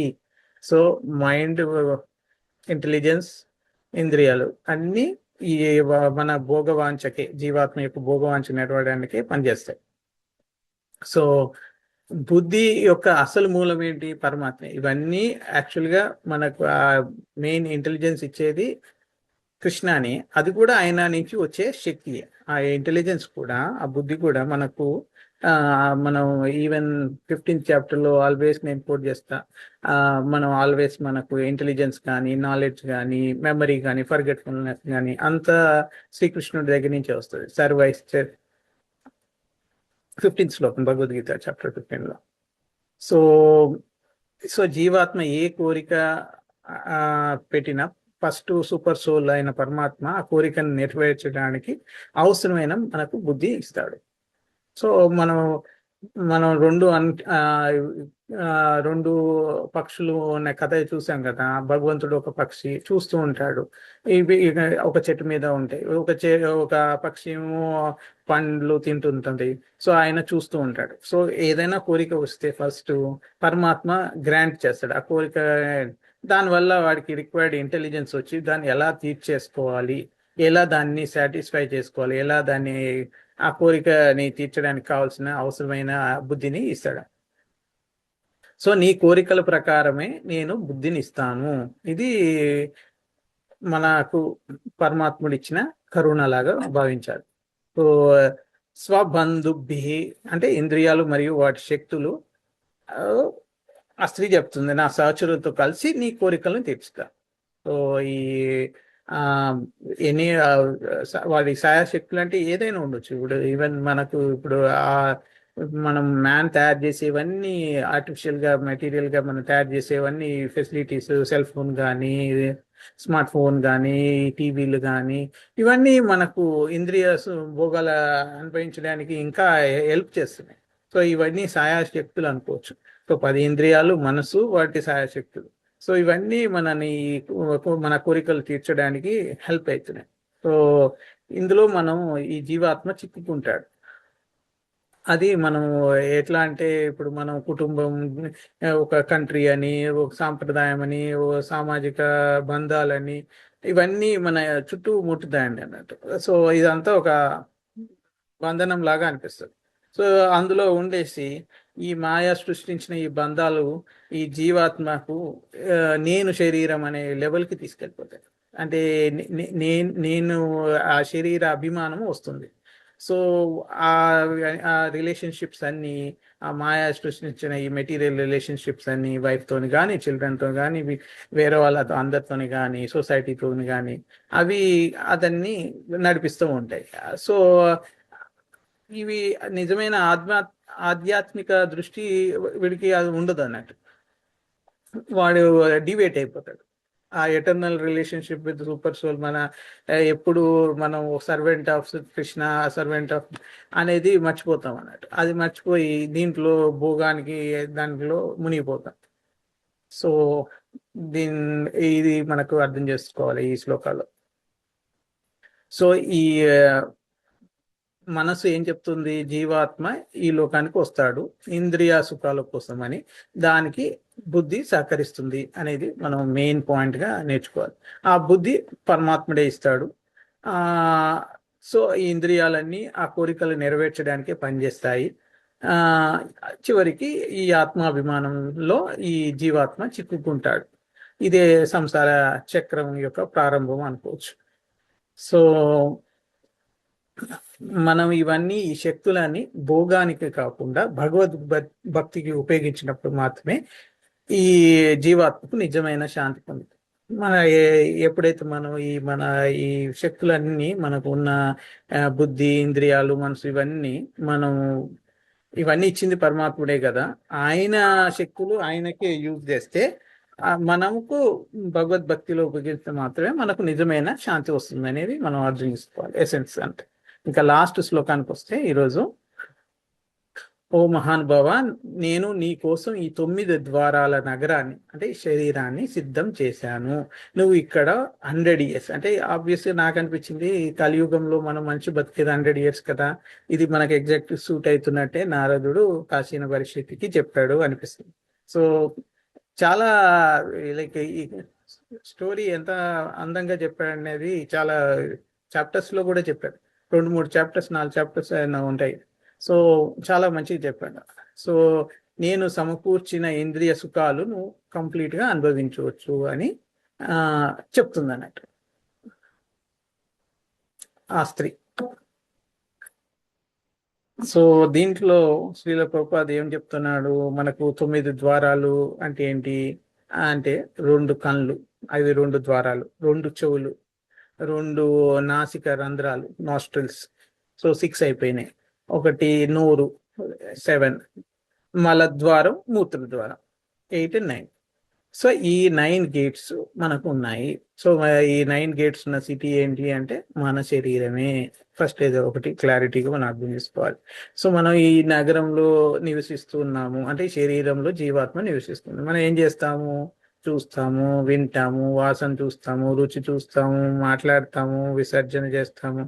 సో ఇవన్నీ పూర్తిగా ఈ ఇంద్రియాలను ఎక్స్పీరియన్స్ చేసుకోవడానికి మనకు రూపొందించిన యంత్రం అంటే మెషిన్ లాంటిది అనేది మనం అర్థం చేసుకోవాలి. మయోపాని తోన్ కామభోగాన్, బుద్ధి ఇంద్రియ సుఖాలు సమకూర్చుతుంది. ఈ బుద్ధి మన ఇంద్రియ సుఖాలను సమకూర్చుతుంది. కాబట్టి మనం ఇక్కడ అంటే ఒక భార్య అనే స్త్రీ ఇప్పుడు పురంజని క్వీన్ అవుతుంది కాబట్టి భార్య, మన ఇక్కడ మన బుద్ధి మనకి ధర్మ అర్థ కామ మోక్షాలకు కారణం. సో మంచి స్పౌస్ దొరికితే మనము ఈ ధర్మ అర్థ కామ మోక్షాల ద్వారా మనం కూడా లైఫ్ను ప్రోగ్రెస్ కావచ్చు. సో ఈ గృహస్థ జీవితం మనం అందరం గృహస్థ జీవితంలోనే ఉన్నాం కాబట్టి, అంటే సన్యాసులు ఎవరు లేరు కాబట్టి మనం ఈ ఇంద్రియ సుఖాలు ధర్మబద్ధంగా మనం చేయడానికి కోసమే మనం ఈ గృహస్థుల్లో జీవితంలో ఎంటర్ అయ్యాం. సో ఇక్కడ మనకు బుద్ధి ఏం చెప్తుంది జీవాత్మకు? సో నీ అన్ని కోరికలు నేను సమకూర్చాను. సో మన ఈ గృహస్థ లైఫ్లో కూడా భార్య భర్త అన్ని సుఖాలు ఈ ధర్మార్థ కామ మోక్షాల కారణంగా ఒక్కొక్క స్టేజ్లో అన్ని ప్రాపర్గా రెగ్యులేటెడ్గా మనకు ఇస్తున్నాయి అన్నట్టు. సో మనము కోరికలను కూడా సాటిస్ఫై చేసుకుంటున్నాం. మనకి ఏమేమి కోరికలు ఉన్నాయి, డబ్బులు సంపాదించాలని, పిల్లలు కనాలని, ఇవన్నీ మన అన్ని ఎలాంటి డిజైర్స్ ఉన్న లస్ట్ వల్ల వచ్చిన డిజైర్స్ కానీ ఏదైనా అన్నీ తీర్చుకుంటున్నాం. సో అది మనం బాగా అర్థం చేసుకోవాలి. సో ఈ స్టోరీలో పురంజని వల్ల పురంజనుడికి ఇవన్నీ సుఖాలు వచ్చాయి అన్నట్టు. సో ఇక ఆయన వచ్చింది కాబట్టి ఇక పర్మనెంట్గా స్థిరపడిపోయాడు. ఈ పర్మనెంట్ రెసిడెంట్ అయిపోయాడు. మనం యుఎస్ రెసిడెంట్ లాగా సిటిజన్స్ అయిపోయింది. సో ఈ జీవాత్మ శరీరంలో స్థిరపడడం జరిగింది, ప్రవేశించింది. సో అప్పటి నుంచి ఇక నేను, నాది అనే భావన, నా కుటుంబం అనే భావన, ఈ అహంకారం అంతా స్టార్ట్ అయిపోయింది. సో అప్పుడు మనం ఏది గుర్తుపెట్టుకోవాలి? ఇది మనం శరీరంలో నివసించడానికి అనేదే జీవాత్మ యొక్క భౌతిక బంధానికి ప్రారంభము. ఈ శరీరంలో ఈ మన జీవాత్మ ఉన్నది అంటేనే ఇది మెటీరియల్ బంధనానికి, అటాచ్మెంట్కి ప్రారంభం అనేది మనం ఆల్వేస్ గుర్తుపెట్టుకోవాలి. అది మనకు తెలుసుకోవాలి. శతం సమహ అంటాడు. అంటే శతం అంటే 100 సంవత్సరాలు జీవితం జీవించు అని చెప్తుంది ఇక్కడ ఈ శ్లోకాలు. సో మానవ శరీరం సాధారణంగా 100 సంవత్సరాల వరకు ఈ కలియుగంలోనే జీవిస్తారు. అదే ద్వాపర యుగంలో 1000 సంవత్సరాలు, త్రేతాయుగంలో 10,000 సంవత్సరాలు, సత్యయుగంలో 100,000 సంవత్సరాలు జీవించేవాళ్ళు. కాబట్టి ఇది మనకు ఎగ్జాక్ట్గా సరిపోతుంది. సో ఈ ఇంద్రియ సుఖాలకు పరిమితమైన జన్మ మరణ చక్రము కొనసాగుతూ ఉంటుంది. భక్తిని స్వీకరిస్తేనే మనం కృష్ణుడి దగ్గరికి వెళ్ళగలుగుతాము. సో మనము ఈ శరీరము దేవుడిచ్చిన యంత్రం అని ఫస్ట్ గ్రహించాలి. తర్వాత జీవాత్మ మార్గదర్శి, బుద్ధి మనం డైరెక్టర్ బుద్ధి అని, ఇంద్రియాలు అనుభవ సాధనాలు, ఈ యంత్రాన్ని నడిపేవాడు జీవాత్మ, ఈ మిషన్ని నడిపేవాడు జీవాత్మ. సో శరీరం మిషన్, నడిపేవాడు జీవాత్మ, ఇంద్రియాలు అనుభవ సాధనాలు, అండ్ బుద్ధి ఒక డైరెక్టర్, ఈ జీవాత్మకు మార్గదర్శి. ఇది మనం ఈ శ్లోకం నుంచి నేర్చుకోగలుగుతాం. సో మనము దానికి అటాచ్ అయినాం అనుకో ఏమైపోతుంది? జీవాత్మ ఏమంటుంది? నేను శరీరాన్ని నేను అనుకుంటుంది. సో ఇంద్రియ సుఖాలకే అవే జీవిత పరమార్థంగా, జీవిత లక్ష్యాలుగా భావించేసి జీవిస్తూ ఉంటాడు. ఇంకా బుద్ధి అతని కోరికలకు సహకరిస్తుంది. అది ఇంకా మనం అందులో పడిపోతాం, ఈ సంసార సాగరంలో మునిగిపోతాం. సో మనం ఈ శ్లోకం నుంచి ముఖ్యమైనది ఏంటంటే 9 ద్వారాలు ఉన్న నగరం అంటే మన శరీరం. ఈ బుద్ధి జీవాత్మకు ఇంద్రియ సుఖాలను సమకూర్చుతుంది. ఈ శరీరం భోగం కోసం కాదు, భగవద్భక్తి ద్వారా పరమాత్మను చేరుకోవడానికి మనకు లభించిన ఒక వరం లాగా మనం ఆలోచిస్తే మనం దీని నుంచి విముక్తి అవుతాం. ఇది దేవుడిచ్చిన ఒక యంత్రం. దీన్ని యూజ్ చేసుకొని మనం దేవుడి దగ్గరికి చేరాలి, కృష్ణుడి దగ్గరికి చేరాలి. అది మనం ప్రాపర్ యూజ్ ఆఫ్ మన ఈ యంత్రాన్ని, ఈ శరీరాన్ని. సో మనం అలా యూజ్ చేయకుండా భోగానికి యూజ్ చేస్తే వేస్ట్ లైఫ్ అవుతుంది. సో మనం ఇక్కడ ఇది మనం టేక్ అవేగా చూడొచ్చు ఈ శ్లోకాలు. సో ఫైనల్ గా సమరైజ్ చేయాలనుకుంటే, జీవాత్మ నిద్రలో ఉన్నప్పటికీ ప్రాణవాయువు శరీరాన్ని కాపాడుతుంది. ఇది ఫస్ట్ శ్లోకాలో ఇంపార్టెంట్ గా మనకు ఒకటి నేర్చుకున్నాము. తర్వాత 36వ శ్లోకంలో ఈ బుద్ధి జీవాత్మకు అన్ని ఇంద్రియ సుఖాలను సమకూర్చుతుంది. సో ఈ భోగవాంఛలన్నీ వచ్చినప్పుడు ఆ స్త్రీ అతనికి సహకరిస్తుంది, అంటే బుద్ధి సహకరిస్తుంది. అది అది అర్థమైపోయింది. లాస్ట్ శ్లోకాలు ఏమన్నాడు? 9 ద్వారాల పురి అంటే శరీరము, జీవాత్మ నివాసము. ఇది శరీరం ఏంటి? దేవుడిచ్చిన మెషిన్, యంత్రము. జీవాత్మ ఇక్కడ 100 years పూర్తిగా ఇంద్రియ సుఖాలు అనుభవించగలరు. సో ఇది మనకు భాగవతంలో కూడా చాలా చోట్ల ఈ నవద్వారే పురం అని రిఫరెన్స్ కూడా చేయబడింది. 7th canto 12th chapter లో కూడా ఉంది. ఈ శరీరమే ఈ బంధనానికి కారణం. సో ఈ శరీరం ఉన్నప్పుడే నా భార్య, నా పిల్లలు, నా లైక్ పేరెంట్స్, నా తమ్ముడు, నా అన్న, ఇవన్నీ, నా చెల్లెలు, నా అక్క, ఇవన్నీ వస్తాయి. సో ఈ శరీరంతోనే రిలేషన్షిప్. ఒకసారి శరీరం వదిలేస్తే ఈ రిలేషన్షిప్ ఉంటుంది. ఇది కూడా 5th cantoలో ఉన్నది. మళ్ళా ఇంకా 11th cantoలో కూడా శరీరంని యంత్రంగా, మెషిన్ లాగా చెప్తారు 7th chapterలో, 11th cantoలో. తర్వాత ఈ జీవాత్మ శరీరంలో ప్రవేశం ఎట్లా జరుగుతుంది, ఈ ఇంద్రియాలు, మనసు, ఇవన్నీ మనం చూసాము. ఇందులో పాము అనగానే ప్రాణవాయువు, అది ఉపమానం. సో మనం ఇక్కడ పాము అని అంటే మన ప్రాణము అన్నట్టు. సో అది అర్థం చేసుకోవాలి. దాని ప్రాణవాయువు కర్తవ్యాలు ఇవన్నీ మనం చూసాము.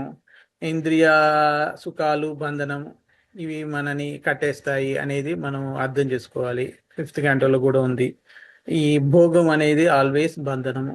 సో మనము ఈ భగవద్గీతలో ఒక శ్లోకం ఉంది, ఈశ్వర సర్వభూతానాం హృదేశ్ అర్జున తిష్టతి బ్రాహ్మ్యన్ సర్వభూతాని యాంత్రరూఢాని మాయయా. యాంత్ర అంటే యంత్ర అంటే మిషన్ అని భగవద్గీతల యంత్రరూఢాని మాయ అని కృష్ణుడు భగవద్గీత 61 శ్లోకం 18th chapter అనుకుంటా. సో దాంట్లో చెప్తాడు అన్నట్టు. సో ఈ జీవాత్మ శరీర యంత్రంలో కూర్చొని అనుభవాలను పొందుతూ ఉంటుంది, ఎక్స్పీరియన్స్ చేస్తుంది. సో ఇంకా చాలా చోట్ల 3rd chapter చాలా మటుకు మన కర్మయోగాలోనే చాలా శ్లోకాలు ఉన్నాయి. తర్వాత మనకు లాస్ట్ టైం మాట్లాడుకున్నాము ఎలా మనకు మనం ఈ విషయాల మీద ఆసక్తి పెంచుకొని అటాచ్మెంట్ పెరిగితే ఎలా అది కామం లాగా మారుతుంది, తర్వాత క్రోధం అవుతుంది, తర్వాత నాశనం జరుగుతుంది, ఇవన్నీ మనం చూసాం. సో ఈ మెయిన్గా ఏంటంటే ప్రకృతి గుణాలు చాప్టర్ 13లో చెప్తారు 22nd శ్లోక.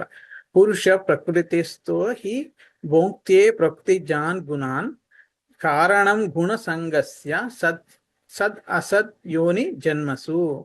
సో ఈ మెయిన్గా ఏంటంటే మన ఈ ప్రకృతి 3 గుణాలే ఈ అనుభవాలు వస్తాయి.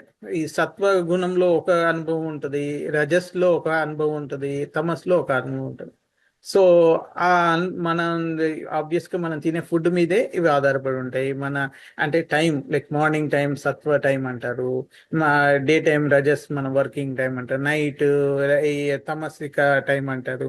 సో మనం ఫుడ్ మీద ఆధారపడి ఉంటాయి. మెయిన్ ఈ గుణాలు బట్టే ఏ టైంలో ఏ గుణం వస్తుంది అనే దాన్ని బట్టే వాడి యాక్షన్స్ అన్ని డిపెండ్ అవుతాయి. సో అని ఎక్స్పీరియన్సెస్ అన్ని ఆ ప్రకృతి గుణాల మీదనే ఆధారపడి ఉంటుందని భగవద్గీత చాప్టర్ 13లో చెప్పి. అండ్ ఏది ఎటర్నల్, ఏది శాశ్వతం, ఏది శాశ్వతం కాదు, టెంపరీ, అనిత్య అనేది మనకు ఆ నాలెడ్జ్ మనకు 2nd chapter లో కూడా చెప్తాడు. నా సతో విద్యతే భావో నా భావో విద్యతే సతః ఉభయోరపి దృష్టోంతస్ త్వనస్ తత్వదర్శిభిః అని శ్లోకం ఉంది. దాంట్లో కూడా చెప్తాడు అన్నట్టు. సో అది కూడా మనం అర్థం చేసుకోవచ్చు. తర్వాత జస్ట్ ఒక ఒక చిన్న కథలాగా చెప్పాలంటే మనకు అర్థం కావడానికి, ఆ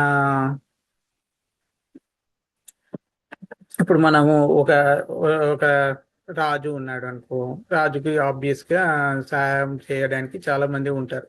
సో మంత్రిని పిలిచేసి నాకు ఒక మంచి డ్యాన్స్ ప్రోగ్రామ్ విత్ సంగీతం అండ్ మంచి విత్ ఆల్ రిఫ్రెష్మెంట్స్, ఫుడ్, అన్ని విందులు అన్ని అరేంజ్ చేయమంటారు. సో మంత్రి వెంటనే అవన్నీ ఏర్పాటు చేస్తాడు. రాజు కోరిగింది కాబట్టి రాజు చెప్తే మంత్రి చేస్తాడు. సో ఇక్కడ కోరిక రాజుదే, పని మంత్రిది. సో జీవాత్మ బుద్ధి సంబంధము మనం దీంతో అర్థం చేసుకోవాలి. జీవాత్మ భోగం కోరుకుంటే బుద్ధి, మనసు, ఇంద్రియాలు వెంటనే సహకరిస్తాయి. సో రాజు చెప్తే డెఫినెట్ గా చేయాల్సిందే కదా. సో మంత్రి చేస్తాడు. కోరిక రాజుదే కానీ పని మంత్రిది. మంత్రి అవన్నీ అరేంజ్ చేస్తాడు. బుద్ధి మంత్రి అన్నట్టు. సో మనం ఈ విధంగా అర్థం చేసుకోవాలి. మనం చూసాం అజామిల్ కథలో కూడా, ఒక్కసారి తప్పు చేస్తే ఏమవుతుంది, అది అతని బుద్ధి వెంటనే ఆ కోరిక నెరవేర్చడానికి పనిచేసింది. సో అతను పతనం అయిపోయాడు.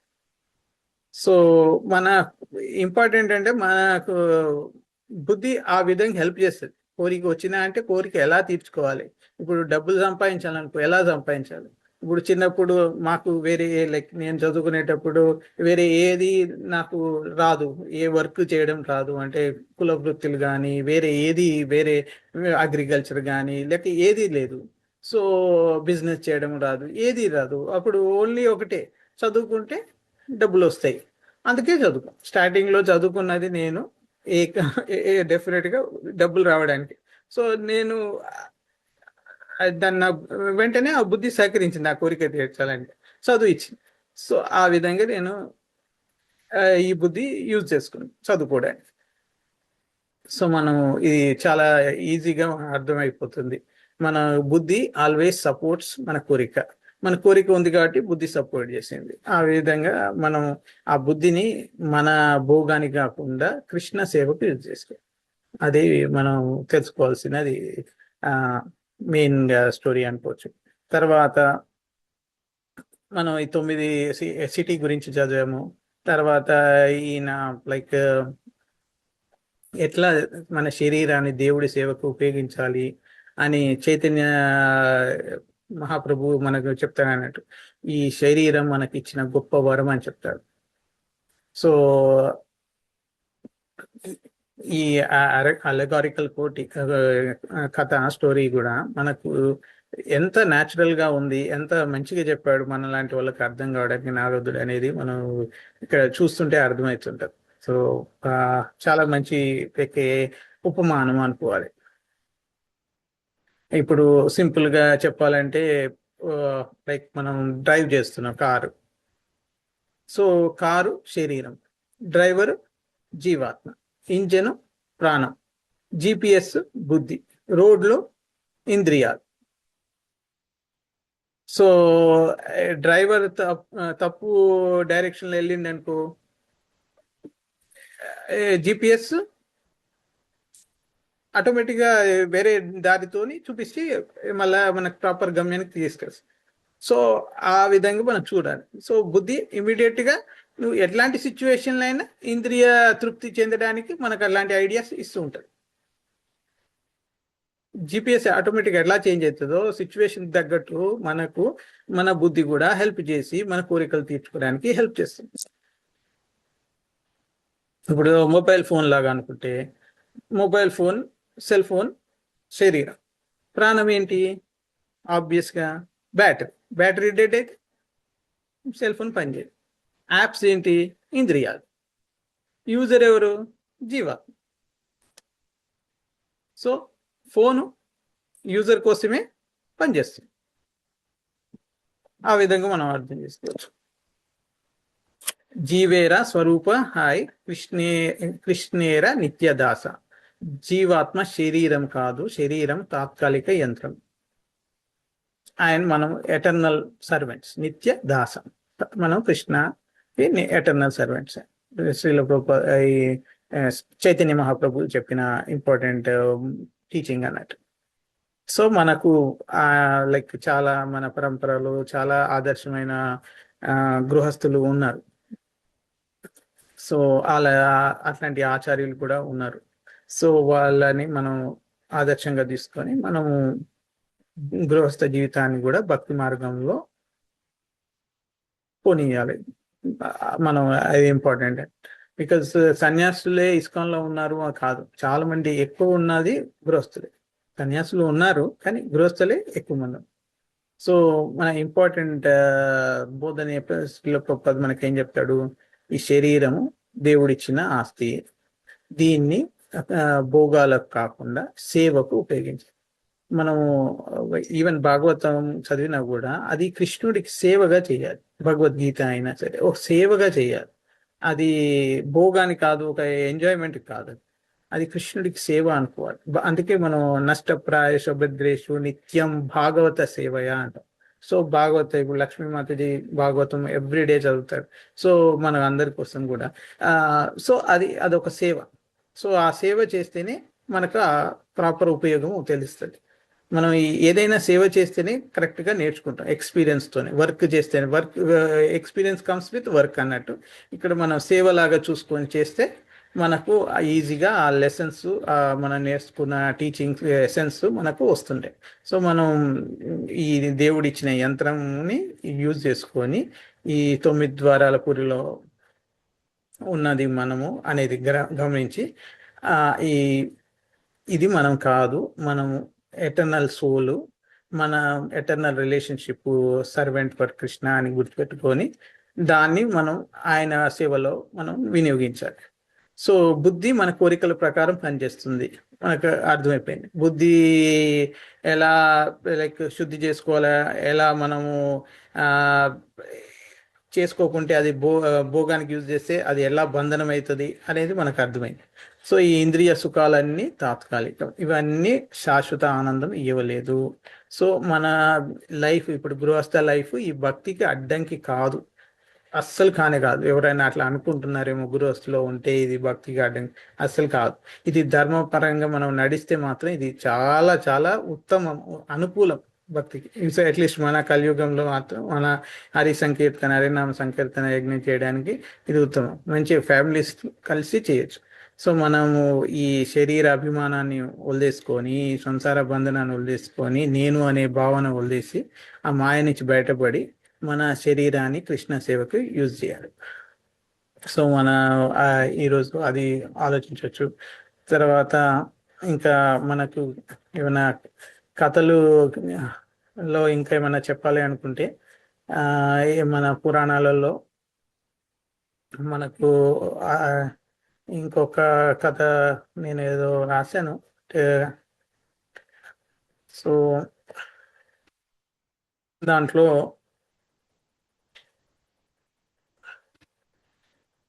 మీకేమైనా కథలు కానీ ఏమన్నా ఈరోజు చెప్పిన దాంట్లో మీకు ఏమైనా స్టోరీస్ గుర్తొచ్చాయా, మనం ఎలా రిఫర్ చేసుకోవాలి అని?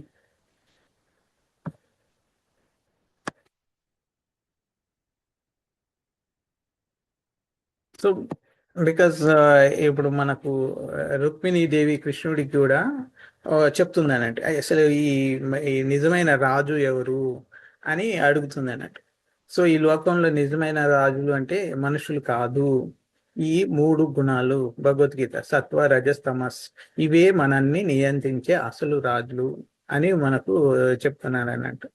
ఆ రుక్మిణీదేవి కృష్ణుని అడిగితే కృష్ణుడు ఆ విధంగా చెప్తాడు. ఈవెన్ భగవద్గీతలో కూడా మనం స్వతంత్రులం కాదు, ప్రకృతి గుణాల ఆధీనంలో ఉన్నాము. సో ఇది మనం ఇంపార్టెంట్ నేర్చుకోవచ్చు ఈరోజు అది కూడా. సో మనం కృష్ణుడు ఏం చెప్పాడు, జీవాత్మ తన కోరికల ప్రకారమే ఈ శరీరంలో ప్రవేశిస్తుంది, ప్రకృతి అతనికి అనేక రకాల శరీరాలు అందిస్తుంది, జీవాత్మ వాటిలో ఒకదాన్ని ఎంచుకుంటాడు, శరీరం ఒక టెంపరీ నివాసం మాత్రమే. సో ఇది ఏంటంటే లైక్ నారదుడు ఈ బోధ చేయడం అంటే ఒక డాక్టర్ లాగా ఒక సర్జరీ చేసి చెప్తున్నట్టు. సో మనకు ఇదంతా ఒక శస్త్రచికిత్స లాంటిది అనుకోవచ్చు.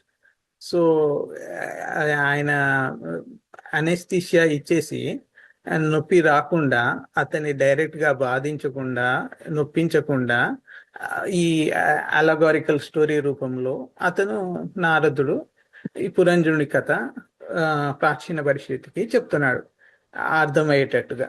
ఆయన చేస్తుంది రాంగు, ఈ కర్మకాండలో మునిగిపోయి హింస చేస్తున్నాము, అది కాదు, నిజమైన కృష్ణ భక్తి చేయాలి అని చెప్తున్నాడు. సో మనం అది అర్థం చేసుకోగలిగాం. సో అది ఒకటి నాకు అనిపించింది, చెప్పాలనిపించింది కృష్ణుని రుక్మిణి యోగ సంభాషణ. సో మనం ఇంకా మనం చూస్తాం, చిన్నప్పుడు మన శరీరం ఒకలాగా ఉంటుంది, పెరుగుతూ ఉంటే ఒకలాగా ఉంటుంది, ముసలైనప్పుడు ఒకలాగా ఉంటుంది. సో శరీరం మారుతూ ఉంటుంది, కానీ అందులో ఉన్న ఆత్మ, మన ఆత్మ మారదు. అది మనం అది రికగ్నైజ్ చేసుకోవాలి. సో ఇవి చేంజెస్కి సబ్జెక్టివ్ టు చేంజెస్ ఇవన్నీ. సో బట్ ప్రాణం, అందులో ఉన్న సోలు, అది ఎప్పుడు మేల్కొనే ఉంటుంది, అది ఎప్పుడు ఎటర్నల్గానే ఉంటుంది, దాన్ని మనం ఏమీ చేయలేము అన్నట్టు. దానికి నాశనం ఉండదు. సోల్, ఒక శ్లోకం ఉంటుంది నాకు భగవద్గీత, నైనం చిందంతి శస్త్రాన్ని నైనం దహతి పావక చైనం క్లేదయంత పూర్ణ శోషయతి మారుత. అంటే దానిలో లైక్ ఎయిర్ డ్రై చేయలేదు, వాటర్ వెట్ చేయలేదు, ఫైర్ చేయలేదు, ఏ శస్త్రము దాన్ని ఛేదించలేదు.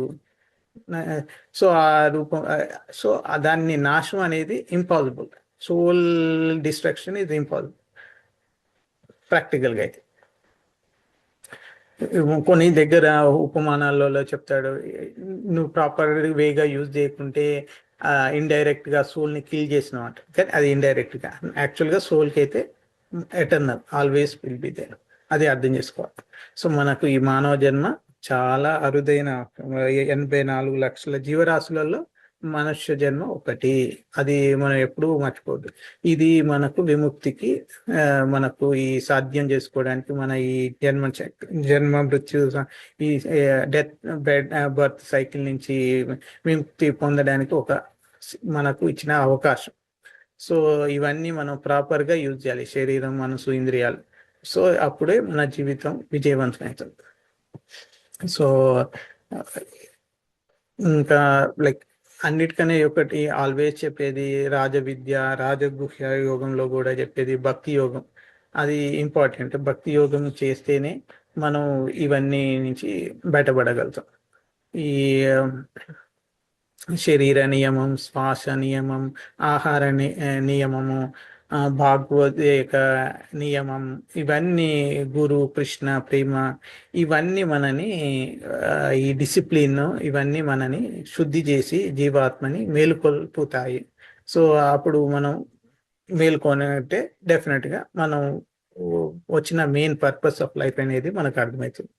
సో కాబట్టి మనం బుద్ధిని ప్రాపర్ వేలో యూజ్ చేసుకొని ఈ గురువుల సేవ చేయడం వల్ల, భగవద్గీత, భాగవతం సేవ చేయడం వల్ల, చదవడం వల్ల కాదు, మామూలుగా దాన్ని ఒక సేవలాగా భావించి చేయడం వల్ల, నాకు ఈరోజు నేను నేర్చుకున్న ముఖ్యమైన పాయింట్ అది. సో ఇది చదవడం సేవ అనుకొని చేయాలి. సో అది మనకు బుద్ధికి మూలం, అది పరమాత్మ ఇస్తాడు. సో దాన్ని మనం ప్రాపర్ వేలో యూజ్ చేస్తున్నట్టు. సో ఒకటి ప్రేమ ఆధారిత బుద్ధి, ఒకటి కామ ఆధారిత బుద్ధి అన్నట్టు. సో అది మనం అర్థం చేసుకోవాలి. కామ ఆధారిత బుద్ధి ఏంటి? ఇంద్రియ సుఖాల కోసం పనిచేస్తుంది. ప్రేమ ఆధారిత బుద్ధి ఏంటి? కృష్ణ సేవ కోసం పనిచేస్తుంది. సో మనం బుద్ధిని ఏ విధంగా యూజ్ చేసుకుంటాం అనేది మన చేతిలోనే ఉంది. సో మనము ప్రాపర్ వేని సెలెక్ట్ చేసుకొని చేయాలి. సో భక్తుడి ఏకైక లక్షణం కృష్ణుడి సేవే, ఏకాగ్ర బుద్ధి కూడా, అది వ్యవసాయ బుద్ధి కూడా కృష్ణుడి సేవ.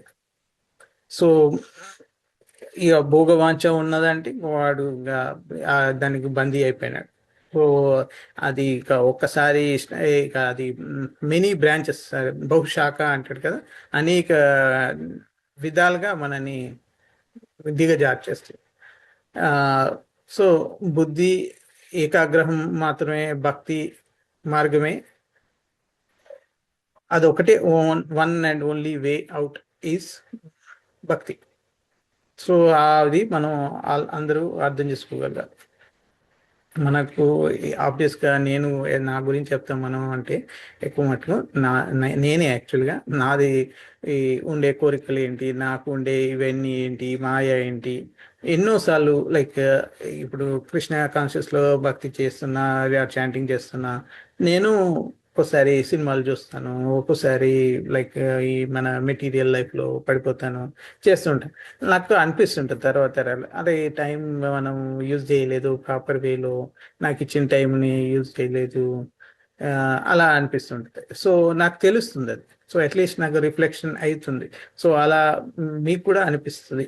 అది నేను ఈ భక్తి మార్గంలో ఉంటూ ప్రోగ్రెస్ అవుతుంటే నాకు అర్థమైంది అన్నట్టు. ఈ మనం ఈ కోరికలను కొన్నిసార్లు నియంత్రించుకోకుంటే ఆ కోరికలలో కొంచెం టైం స్పెండ్ అవుతుంది, కొంచెం టైం వేస్ట్ చేస్తాం. ఒక ఫ్రైడే ఈవినింగ్ అలా కొలంబియా మాల్కి వెళ్ళేసి అక్కడ ఏదో టైం వేస్ట్ చేయడం. సో అన్నీ తీరుతుంటాయి, ఇంద్రియాలు, మనసు, కోరికలు అన్నీ మనం తీర్చుకుంటూ ఉంటాం. కానీ అప్పుడు మనం కృష్ణుడి నుంచి దూరం వెళ్ళిపోతుంది. సో మనం ఈ అజ్ఞానం నుంచి, నేను ఈ శరీరం అనే అజ్ఞానం నుంచి బయటపడాలి అంటే ఓన్లీ భక్తి ఒకటే మార్గం. సో ఇది మనం గుర్తుపెట్టుకోవాలి. ఈ బాడీతోని అటాచ్మెంట్ అన్ని ఎక్కువ ఉంటాయి. సో అండ్ దానికి బుద్ధి హెల్ప్ చేస్తుంది. కోరిక వచ్చిందంటే చాలు బుద్ధి సహకరిస్తుంది. కాబట్టి ఇది ఫైనల్గా మన ఈరోజు తెలుసుకున్న సారాంశం అదే. బుద్ధి మన భోగానికి సహకరిస్తుంది. కాబట్టి మనం అస్సలు మూలం ఏంటో అర్థం చేసుకొని ఈ బుద్ధిని భక్తి కోరుకుంటే బుద్ధి కూడా ప్రాపర్ వేలో మనకి ఇస్తుంది. సో ఆ విధంగా మనం కృష్ణ సేవకు మాత్రమే యూజ్ చేసుకొని అదే శాశ్వతం అని గ్రహించి మనం ముందుకెళ్ళాలి. ఇంకా ఎవరికైనా ఎనీ క్వశ్చన్స్ కానీ ఏదైనా ఉన్నా చెప్పండి. నేను ఎవరినైనా హర్ట్ చేస్తే, ఏదైనా తప్పు మాట్లాడితే క్షమించండి. ఇవన్నీ నా ద్వారా పర్సనల్ మిస్టేక్స్గా భావించి క్షమించండి. Anything anybody want to share their realizations or reflections కానీ, ఈరోజు ఏదైనా నేర్చుకున్న పాయింట్ కానీ? హరే కృష్ణ ప్రభు, దండవత్ ప్రణామం. హరే కృష్ణ ప్రభు, దండవత్ ప్రణామం. ఇప్పుడు మరి టైం వేస్ట్ చేసేటప్పుడు మనకి ఫ్రైడే ఈవినింగ్ ఇందాక మీరు చెప్తున్నారు కదా, లాస్ట్ వీక్ అది అందరూ వేస్ట్ చేస్తాము. దాన్ని మరి వేస్ట్ చేయకోకుండా ఎలా కంట్రోల్ చేయాలి? అది అప్పుడే మనం ఇట్లాంటివి ప్రవచనాలు వినాలి. చాలా మంది ఉన్నాయి, మనకు నచ్చిన ఇస్కాన్ పరంపరలు చాలా మంది యూట్యూబ్లో ఉన్నాయి. సో మనము బుక్ పట్టుకొని భగవద్గీత, భాగవతం చదవలేని పొజిషన్లో అట్లీస్ట్ వింటూ ఉండాలి, లేకపోతే చాంటింగ్ చేస్తుండాలి. కొన్ని ఏంటంటే మనం ఫ్యామిలీ లైఫ్లో ఉన్నాం కాబట్టి అదర్ ఫ్యామిలీ మెంబర్స్ని బ్యాలెన్స్ చేయడానికి, ఎస్పెషల్లీ మన గృహస్థలో అందరినీ తీసుకెళ్ళాలి ఒకటేసారి. వాళ్ళని వదిలేస్తే ఆ బ్యాలెన్స్ ఆఫ్ లైఫ్ పోతుంది. సో కాబట్టి కొన్ని ఆ విధంగా చేయాలన్నట్టు, కొంచెం వీలైనంత వరకు. అలా చేస్తుంటే మన సీరియస్నెస్ చూసి మేబీ మన కుటుంబం కూడా మారి మనకు సహకరించడానికి ట్రై చేస్తుంటుంది. సో మనం అక్కడ కూడా మన లైక్ నేను చాంటింగ్ బ్యాక్ తీసుకెళ్ళాను, కానీ అన్ని చేయలేదు. ఒక 1 అవర్లో మేబీ 1 or 2 చేశాను, కానీ అట్లీస్ట్ కొంచెం యూజ్ చేశాను. నేను ఒకసారి సినిమాకి వెళ్ళాను, ఆ శంకర్ వరప్రసాద్ గారు అని, చిరంజీవి సినిమా, అది చూసినప్పుడు కూడా తీసుకెళ్ళాను, కొన్ని చేశాను. బట్ అట్లీస్ట్ నా నోట్లో నా జపమని ఉంటుంది, భగవంతుడి పేరు అని అంటుంటాను. అది నాకు టైం వేస్ట్ అయినట్టు అనిపించేది అని ఆ విధంగా చేస్తుంటాను. అది పిల్లలు, ఫ్యామిలీ, వైఫ్ చూస్తుంటారు. సో వాళ్ళు కూడా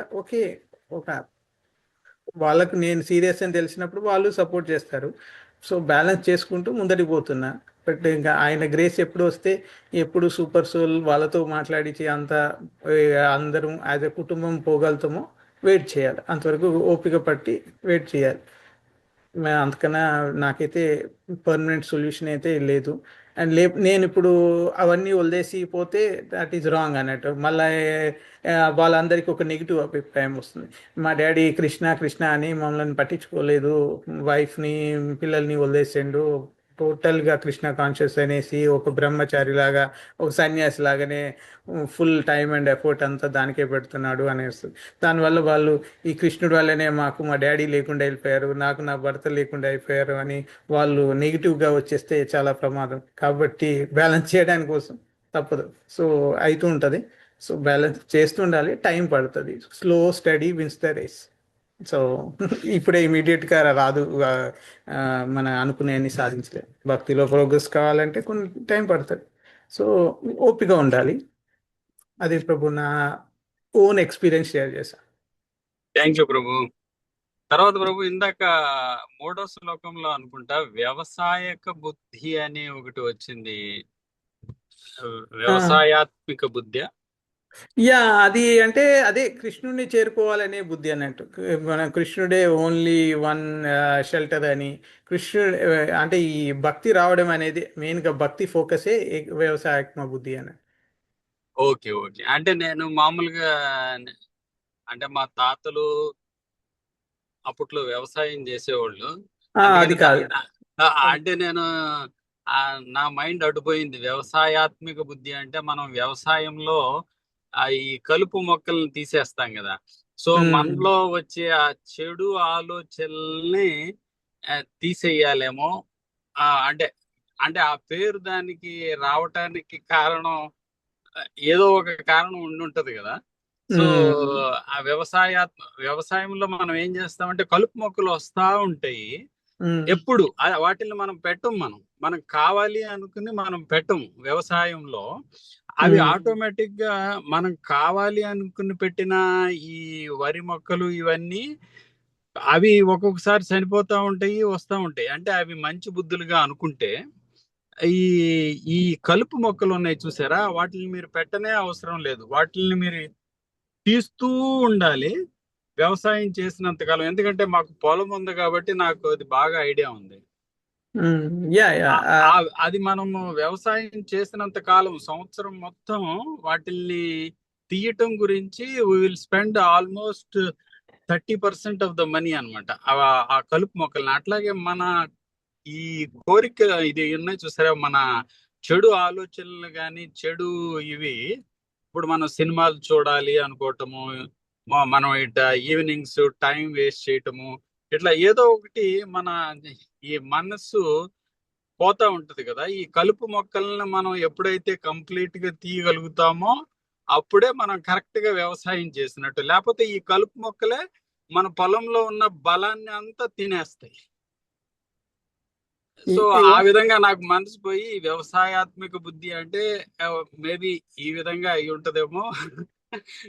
ఎక్కడో ఒక స్వామీజీ దాంట్లో కూడా ఇది విన్నాను. కొంచెం కలుపు మొక్కలు తీసేయటము అట్లా దీనికి అటాచ్డ్ గా చెప్పారనమాట. సో ఇవాళ నాకు కొంచెం అలా అనిపించింది. సో అదే మీకు చెప్దామని.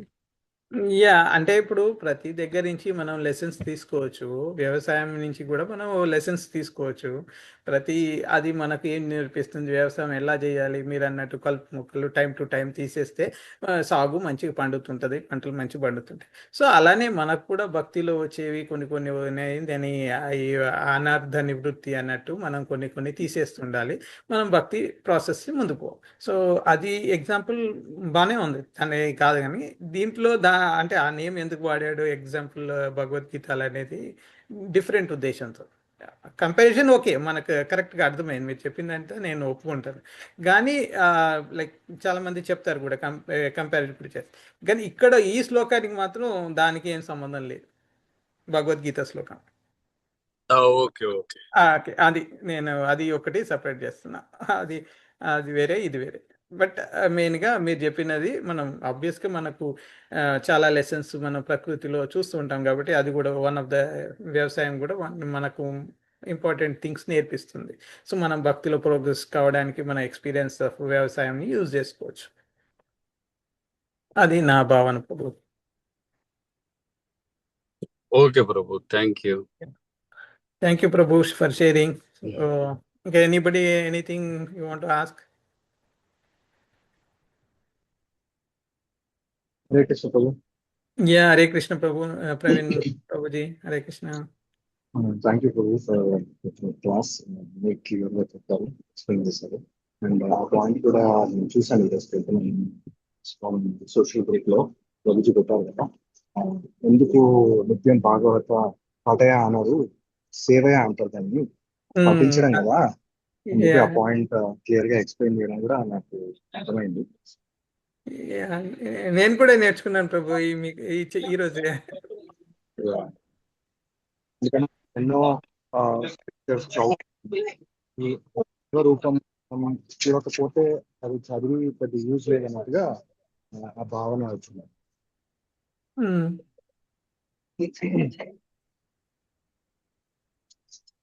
అది షేర్ చేస్తున్నాను. యా, మనకు భగవద్గీతలో చెప్తాడు ఎన్నో జన్మల తర్వాత మనకి ఈ అదృష్టం వచ్చింది. మనం అందులో కూడా ఒకానొక్కడే సహస్రేషు అంటే థౌజండ్స్ ఆఫ్ మెన్లో ఒకానొక్కడే తెలుసుకుంటాడు. అట్లాంటి తెలుసుకున్న వాళ్ళ దాంట్లో కూడా థౌజండ్స్లో ఒకానొక్కడే రియల్గా ఆయన దాన్ని చేరగలుగుతాడు. సో ఇది ఒక విధంగా మనం చేసుకున్న అదృష్టం, మనకి అట్లీస్ట్ ఈ నాలెడ్జ్, స్పిరిచువల్ నాలెడ్జ్ అనేది వస్తుంది.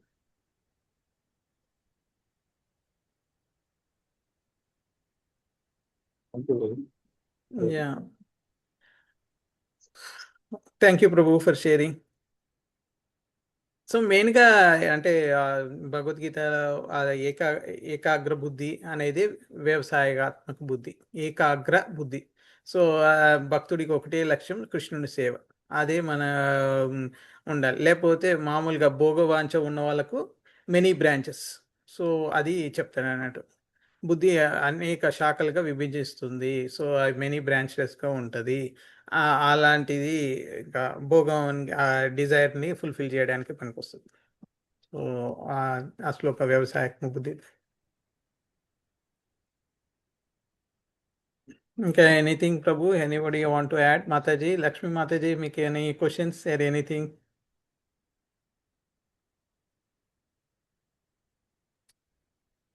హరే కృష్ణ ప్రభు. హరే కృష్ణ మాతాజీ. నాకంటే చాలా రోజుల క్వశ్చన్స్ నుంచి అడగలేదు ఎప్పుడు ఎలా ఉంటుంది అనేది. మీరు చాలా బాగా చెప్తున్నారు ప్రభుజీ. ఇంకా అందుకోసం నేను ఇంకా మీరు రోజు బాగా చెప్తున్నారు, చెప్పే వాళ్ళకి ఇంకా రోజు బాగా చెప్తున్నారు అనిపించుకొని మీరు సర్టిఫైడ్ కదా ప్రభుజీ. ఇంకా అందుకోసం నేను ఇంకేం చెప్పట్లేదు. మీరు అయితే నాకు ఒక చిన్న క్వశ్చన్ అయితే వస్తుంది ప్రభుజీ. అది అడగచ్చు లేదో కానీ ఇంత చదివి నీకు మళ్ళా నువ్వు ఇట్లా క్వశ్చన్ వేస్తున్నావు అంటారేమో భయం వేసి అడగను ఆ క్వశ్చన్.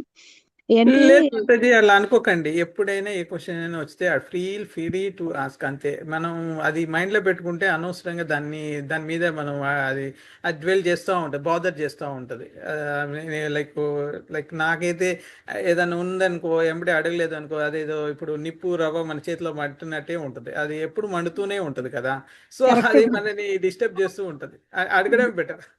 అది నిజమే ప్రభుజీ. నాకు ఎప్పుడు అదే అనిపిస్తుంది. ఏం లేదు ప్రభుజీ, అంటే ఇప్పుడు మనం ఈ భౌతిక ప్రపంచంలోకి వచ్చాక ఇవన్నీ మనకు తెలుస్తున్నాయి. ఈ త్రిగుణాలు ఉంటాయి, దానివల్ల మనం ఎలా ఎఫెక్ట్ అవుతాము, ఈ మనస్సు, ఇంద్రియాలు, బుద్ధి ఇవన్నీ ఉన్నాయి, సూక్ష్మ శరీరం అని. కానీ ఇప్పుడు మనం అంటే మనకి కోరికల కోసమని మనం ఈ ఈ భౌతిక లోకంలోకి వచ్చామన్నారు, ఈ మెటీరియల్ వరల్డ్కి. కానీ మనం అందరం మొదటి నుంచి ఉన్నది ఆధ్యాత్మిక లోకంలో నిత్యముక్తులుగా, అంటే మన ఆత్మ సచ్చిత్త ఆనందం. అయితే మనకి అక్కడ ఉండేటప్పుడు మనకి ఎక్కడ మోహం అనేది ఎట్లా మనకి అంటుకొని మనం ఈ ఆ ఇంద్రియ భోగాల మీద ఇంద్రియ కోరికలు ఎలా ఎందుకు పుట్టాయి అక్కడ అని నాకు అదొక డౌట్ ప్రభుజీ. అందరూ అక్కడ భౌతిక లోకంలో అంటే ముక్తి పొందిన వాళ్ళు ఎవ్వరు కూడా ఆధ్యాత్మిక లోకం నుంచి మన భౌతిక లోకంలోకి రారు అంటారు.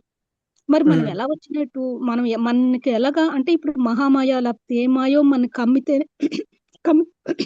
సారీ అది అయితేనే కదా ప్రభుజీ మనకు ఆ కోరికలు అనేవి పుడతాయి.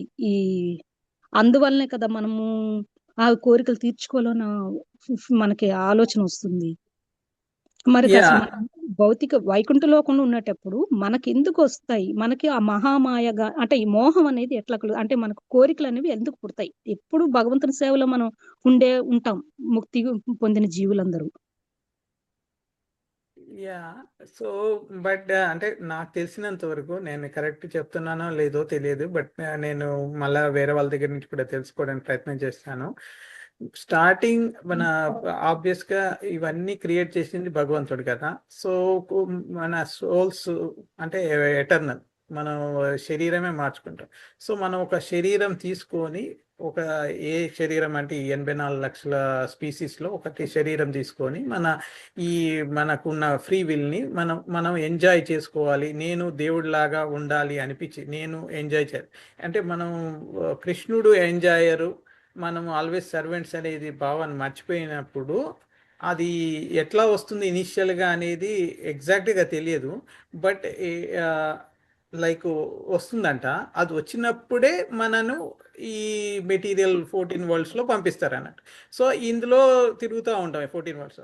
బ్రహ్మలాగా ఉన్నా, ఇంద్రుడిలాగా ఉన్నా, లేకపోతే మనుషుల్లాగా ఉన్నా, పాతాళంలో రాక్షసులాగా ఉన్నా, లేదా పాములాగా ఉన్నా, ఏదో లాగా ఉన్నా, అది మనము ఎప్పుడైతే ఈ గోలోకంలో కానీ, ఆ వైకుంఠ లోకాల్లో కానీ, స్పిరిచువల్ వరల్డ్లో ఉన్నప్పుడు మనకు కలిగిన ఒక ఆలోచన, నేను ఎంజాయ్ చేయాలి అనే ఆలోచనతోనే మనం ఇక్కడికి వస్తాం అనేది మీకు అర్థమైంది కదా మాతాజీ? ఉమ్, అదైతే అర్థమైంది. సో అది స్టార్టింగ్ ఎందుకు వచ్చింది అనేది మీ క్వశ్చన్. ఉమ్, స్టార్టింగ్ అందరం అక్కడే ఉన్నప్పుడు అసలు ఇది ఉండకపోయేది కదా, అసలు ఈ ఉమ్. మెటీరియల్ వరల్డ్కి ఎవరు రాక్కర్లేదు కదా, అందరు అక్కడే ఉన్నారు, ఎందుకు ఇక్కడ పడిపోయారు? అదే అదే ప్రభుజీ. అంటే అదే. అక్కడ మనం దేవుడికి సేవ చేస్తుంటాం, ఎప్పుడు అదే ముక్త జీవులు అంటేనే ఇంకా భగవంతుడి సేవలోనే ఉంటారు కదా. ఉమ్. అంత అంత కాన్షియస్ గా ఉండేటప్పుడు మనము ఎట్లా మళ్ళా దేవుడే భగవంతుడే ఆ పరమ లక్ష్యము అంటారు, చరమ లక్ష్యం అంటారు. అలాంటప్పుడు అంత తెలుసుకొని ముక్త జీవులం అయిపోయి అక్కడే ఉండేటప్పుడు మళ్ళా ఎందుకు ఈ 84 లక్షల జీవరాశులకి అంటే ఇంద్రియ భోగం ఎందుకు వచ్చింది, ఎందుకు కింద పడ్డాం అంటే కింద పడ్డామన్నీ తెలిసిపోయి, కానీ అక్కడనే అసలు ఆశ ఎందుకు పుట్టింది అక్కడ ఆ ఆలోచన అదే. యాక్చువల్లీ ఏంటంటే కొన్నిసార్లు ఇప్పుడు స్వల్పకాలిక ప్రళయము, దీర్ఘకాలిక ప్రళయము, ఇప్పుడు బ్రహ్మ 100 ఇయర్స్ అయినాక వచ్చే ప్రళయము, ఇవన్నీ ఉంటాయి కదా. ఇప్పుడు సపోజ్ ఒక 4 యుగాలు అయిపోయినాక మనకు ప్రళయం వచ్చి మళ్ళీ సత్యయుగం వస్తుంది అనుకోండి. సో ఆ టైంలో మాత్రం ఇక్కడ మనకు ఇంకా కోరికలు తీరని వాళ్ళు ఉంటారు కదా, ఇంకా భక్తి స్పిరిచువల్ వరల్డ్కి పోయి మనకు రిక్విజిట్స్ ఆ క్వాలిఫికేషన్ మనకు లేనప్పుడు మనం మళ్ళీ పుట్టాలి కదా. అప్పుడు ఏంటంటే వాళ్ళు టెంపరీగా వాళ్ళు ప్రళయంలో ఉంటారు. అంటే బ్రహ్మ 1 డే తర్వాత ఆయన నైట్ అంతా ఒక నిశ్చేతన అవస్థలో ఉంటుంది. అంటే ఆ టైంలో అన్నీ మర్చిపోతాడు, ఈవెన్ బ్రహ్మ కూడా మర్చిపోతాడు ఆయన ఎవరు అని. సో ఆ స్టేజ్ నుంచి మళ్ళీ మనం పుడతాం. మీకు అర్థమవుతుంది కదా కొంచెం అట్లీస్ట్, అంటే ఇప్పుడు ఇవన్నీ నాకు మిడిల్లో ఉంది. తెలుసు ప్రభుజీ. ఇవన్నీ మన ఇది అంత అర్థమైంది ప్రభుజీ. మెయిన్ పాయింట్ సో క్వశ్చనే నాకు అర్థం కాలేదు. అది కరెక్ట్ మాతాజీ, మీరు అన్నది క్వశ్చన్ నాకు అర్థమైంది. బట్ ఇప్పుడు మనం ఆ మిడిల్లో ఉన్నామేమో, అంటే మనము అసలు ఫస్ట్ నుంచి మనం ఎప్పుడు పోలేదేమో, అది ఒక సినారియో. అసలు మన స్పిరిచువల్ వరల్డ్లో లేమేమో అనేది అనిపిస్తుంది. ఆ ఇంటర్మీడియటరీ ప్రళయం, ఇప్పుడు బ్రహ్మ 1 డే అయిపోయినాక ఆ టైంలో మనం ఉండి మళ్ళా మనము ఆ జీవులన్నీ మళ్ళా మనకు అది సీడ్ గివింగ్ ఫాదర్గా మహావిష్ణువు, అదే కారణోదక సాయి విష్ణువు ఒకసారి ఆ మెటీరియల్ వరల్డ్లో గ్లాన్స్ చేయడం వల్ల మనందరము మనకు నచ్చిన శరీరాలు తీసుకొని దాంట్లో ఇంద్రియ భోగాలు అన్నీ అనుభవించేసి అలా అలా అవుతూ ఉన్నది. So starting at the very beginning అనేది నాకు ఎగ్జాక్ట్ తెలియదు మాతాజీ. బట్ మనం ఇక్కడెక్కడో ఆ మిస్టేక్ ఎందుకు చేసామో తెలియదు, కానీ చేయడం వల్లనే వచ్చింది. కొన్నిసార్లు ఈ బ్రహ్మాస్ 1 డే ప్రళయంలో కానీ, బ్రహ్మాస్ 100 ఇయర్స్ ఆయన లైఫ్ టైం అయిపోయిన ప్రళయంలో కానీ, లేకపోతే ఓన్లీ 3 లోకాలే మునిగిపోతే అంటారు, అది ఇంకో ప్రళయం కానీ, ఎన్నో రకాల ప్రళయాలు ఉన్నాయి. ఇప్పుడు మనం ఈవెన్ నిద్ర కూడా స్వల్పకాలికం, మనం నెక్స్ట్ డే మళ్ళీ అన్నీ గుర్తుపెట్టుకోం. సో కొన్ని మర్చిపోతాం, రోజు జరిగినాయి, 10 days జరిగినాయి నిద్ర. సో అలాంటప్పుడు మనం ఏ స్టేజ్లో అది మాట్లాడుకుంటున్నామో తెలియదు, దానివల్ల అదైతే ఉంటుంది. ఎట్ ఎ వెరీ బిగినింగ్ ఫస్టే అసలు సోల్స్ అన్నీ స్పిరిచువల్ వరల్డ్లో ఉన్నాయా, స్పోర్ట్స్ సోల్స్ అన్నీ స్పిరిచువల్ వరల్డ్లోనే క్రియేట్ చేశారా అనేది నాకు తెలియదు మాతాజీ. అది ఆ సోల్ అనేది ఆయన క్రియేషన్ కాబట్టి ఆయన కొన్ని మెటీరియల్ వరల్డ్లో కూడా క్రియేట్ చేశాడా అనేది నాకు తెలియదు మాతాజీ. నేను అనుకుంటున్నా, అంటే మీరు అర్థమైంది కదా, అన్ని స్పిరిచువల్ వరల్డ్లోనే ఉంటే ఎందుకు వస్తాయి అని. ఇంకా నేనేమనుకుంటున్నా అంటే అన్నీ ఉండేయేమో అనుకుంటున్నా స్పిరిచువల్ వరల్డ్లో కొన్ని సోల్స్. అంటే మనందరం కూడా భగవంతుని యొక్క అంశం అనేటప్పుడు భగవంతుడి శరీరంలో ఒక భాగములే కదా ప్రభుజీ. అంటే అలాంటప్పుడు మనం అందరం అక్కడి నుండే వచ్చాం కదా. అంటే ఆయన సృష్టిలో ఉంటాడు, బయట ఉంటాడు కదా. ఆయన బయట కూడా ఉంటాడు. సో కాబట్టి ఆయన మనని ఎక్కడ క్రియేట్ చేశాడు అనేది మనకు తెలియదు కదా. ఒక్కొక్కసారి సృష్టి లోపల క్రియేట్ చేశాడు అనుకో, మనం ఆల్రెడీ శరీరంలో ఉన్నాం, మనకు ఆ ప్రాపర్ జ్ఞానం లేక అదుల్లోనే ఇంకా తిరుగుతూ ఉన్నాం. మనం ప్రాపర్ జ్ఞానం వస్తే బయటపడి బయటకు వెళ్ళిపోతాం, ఆయన దగ్గరికి వెళ్ళిపోతాం. సో ఆయన ఎక్కడ మనని క్రియేట్ చేశాడు అనేది మనకు తెలియదు. అందరినీ మీరు స్పిరిచువల్ వరల్డ్లోనే క్రియేట్ చేశాడు, అన్ని సోల్స్ని స్పిరిచువల్ వరల్డ్ని క్రియేట్ చేశారు అని అనుకుంటున్నారు. నేనేమో అక్కడే కొంచెం డిఫరెన్స్ ఉందేమో, ఆయనే కదా ఇది ఈ సృష్టిని అంతా క్రియేట్ చేసింది, అండ్ అండబ్రహ్మాండాలు ఆయన నిశ్వాస, ఆయన రెస్పిరేషన్ ఇది తీయడంలోనే ఒక life time, Brahma's life time అయిపోతుందని చెప్తాడు కదా కారుణోదక. ఆయన శరీరంలో ఉండే ఎన్ని పోర్స్ వల్ల ఒక్కొక్క శరీర రంధ్రాలు ఉంటాయి కదా, మన స్వెట్ వచ్చే స్వెట్ పోల్స్ నుంచి ఒక్కొక్క యూనివర్స్ బయటకు వస్తుందంట. అలాంటి ఆయన జస్ట్ చూపు పడితేనే మన ఈ సీడ్స్ అన్ని ఇంప్రిగ్నేట్ అవుతాయంట, ఇవన్నీ జీవరాశులు వస్తాయంట. సో అలాంటప్పుడు మనకు తెలియదు కదా, సో మన సోల్ ఫస్ట్ అక్కడే ఉందా లేదా అనేది. సో అందుకని నేను అనుకుంటా మాతాజీ, నాకు తెలిసిన అవగాహన మేరకు. బట్ అది I will find out. Thank you Prabhuji. అంటే మీరు చాలా వరకు ప్రయత్నించారు. అంటే ఇప్పుడు నేను ఎందుకు నా క్వశ్చన్ అంటే, ఇప్పుడు మనకు మొత్తం విశ్వం అంటే ఈ విశ్వం కాదు, ఎన్నో బ్రహ్మాండాలు కలిసి స్వామి సృష్టించిన మొదలు ఆధ్యాత్మిక లోకం అంటే స్పిరిచువల్ వర్డే 3/4 ఉంది. మనదే ఇంకా భౌతిక ధర్మం ఇది 1/4 ఉంది అని అన్నారు. అంటే అది అందుకే నాకు అక్కడ డౌట్ వచ్చింది ప్రభుజీ. ఇక్కడ 1/4 ఉండేటప్పుడు అంటే ఇది ఈ అంటే మన కోరికల కోసమే ఈ భౌతిక జగత్తు సృష్టించబడింది. అంటే 1/4 ఉంది, అంటే 3 పార్ట్స్ అక్కడే ఉన్నాయి. మరి అప్పుడు మనం అసలు అక్కడ ఉండేటప్పుడు ముక్త జీవులుగా, నిత్య జీవులుగా ఉండేటప్పుడు అక్కడ ఎట్లా మనకి అలా అయిందన్న మరి ప్రశ్నే నా హృదయంలో అలా కొంచెం ఎప్పుడు యాక్చువల్గా ఏంటంటే ఈ 1/4 ఉన్నది కూడా అక్కడ పోతే కంప్లీట్ గా ఆక్యుపై చేసుకోవచ్చు. అక్కడ అంతా చాలా ఖాళీగానే ఉండొచ్చు. మనము అక్కడ ఫుల్ అయిపోయింది, హౌస్ ఫుల్ అన్నట్టు ఏం లేదు స్పిరిచువల్ వరల్డ్ లో. 3/4 లో ఈ 1/4 మెటీరియల్ వరల్డ్, మీకు అర్థమైంది కదా. సో ఈ 1/4 కూడా అందరు గాడ్ రియలైజ్ చేసి మన స్పిరిచువల్ వరల్డ్కి వెళ్ళిపోవచ్చు. అప్పుడు ఈ 1/4 ఖాళీ అయిపోతుంది కంప్లీట్గా. బట్ స్టిల్ 1/4 రిమైన్ ఉంటుంది, కానీ అందులో ఎవరు ఉండరు, ఒక్క జీవుడు కూడా ఉండడు. సో ఇది చాలా పెద్దది. సో ఆయన మన జీవులని, సోళ్ళని ఎక్కడ స్టార్టింగ్ క్రియేట్ చేశాడు. స్టార్టింగ్ మనం part and parcel of Krishna అనుకుంటాం కదా, మనల్ని స్పిరిచువల్ వరల్డ్లో క్రియేట్ చేశాడా, ఇక్కడ క్రియేట్ చేశాడు. కొన్నిసార్లు ఏంటంటే ఆయన అవతారం ఎత్తినప్పుడు, ఇప్పుడు రామ అవతారం ఎత్తాడు, లీలలు వీళ్ళు అందరూ దేవతలు ప్రార్థిస్తే ఎత్తారు. అందులో ఆయన అస్త్రాలు, ఆయన ఇప్పుడు శంఖం, చక్రము, ఆదిశేషు వీళ్ళందరూ కూడా 4 బ్రదర్స్ లాగా వచ్చారు. ఆయన లీలలో పాల్గొన్నారు. వాళ్ళు విష్ణు అవతారం ఎత్తినప్పుడు వీళ్ళందరూ కూడా, వాలి, సుగ్రీవులు వీళ్ళందరూ కూడా దేవతల వరప్రసాదం వాళ్ళే మళ్ళీ పుట్టారు భూమి మీద. సో అలానే సో ఆ లీలల కోసం కూడా కొందరు స్పిరిచువల్ నుంచి వస్తుంటారు మనని ఉద్ధరించడానికి, మనలాంటి వాళ్ళని ఇంకా ఇందులో ఈ సైకిల్లో ట్రాప్ అయిన ఈ మన సంసార సాగరంలో ఉన్న వాళ్ళని ఒక మార్గదర్శకత్వం చేయడానికి వస్తూ ఉంటారు. సో కాబట్టి స్పిరిచువల్ వరల్డ్ నుంచి కూడా వస్తున్నారు అనేది మనకు అర్థమైంది. ఇప్పుడు లక్ష్మణుడు వీళ్ళందరూ కూడా వస్తున్నారు కదా, మనకు అర్థమైంది కదా. సో కాబట్టి అక్కడ పోయిన వాళ్ళు ఇంకా రారు అనేది ఏం లేదు. అక్కడ పోయిన వాళ్ళు రావచ్చు, అక్కడ పోయిన వాళ్ళు రావచ్చు. ఇక్కడ చూసి అట్రాక్ట్ అయ్యి నేను ఎంజాయ్ చేయాలనిపించచ్చు. ఇంద్రుడికే అనిపించేసింది అహల్యం చూసేసి, చెడు దృష్టి వచ్చేసి. సో మనం ఎంత సో అలా ఏమన్నా దారి తప్పి ఉంటామా? ఇప్పుడు మన పిల్లలందరూ ఒకే దారిలో కరెక్ట్ గా నడవరు, అందరూ ఐడియల్ గా ఉంటారు. బయట ఇన్ని మనం చూసే అకృత్యాలు జరిగాయి. అమ్మాయిలని చాలా గౌరవిస్తే, మాతాజీ అని పిలిస్తే వేరే చెడు దృష్టి చూసే ఉద్దేశం ఉండదు. కానీ ఎన్ని మనకు తెలుసు కదా బయట ఎన్ని రేపులు అవుతున్నాయి ఏంటి అని.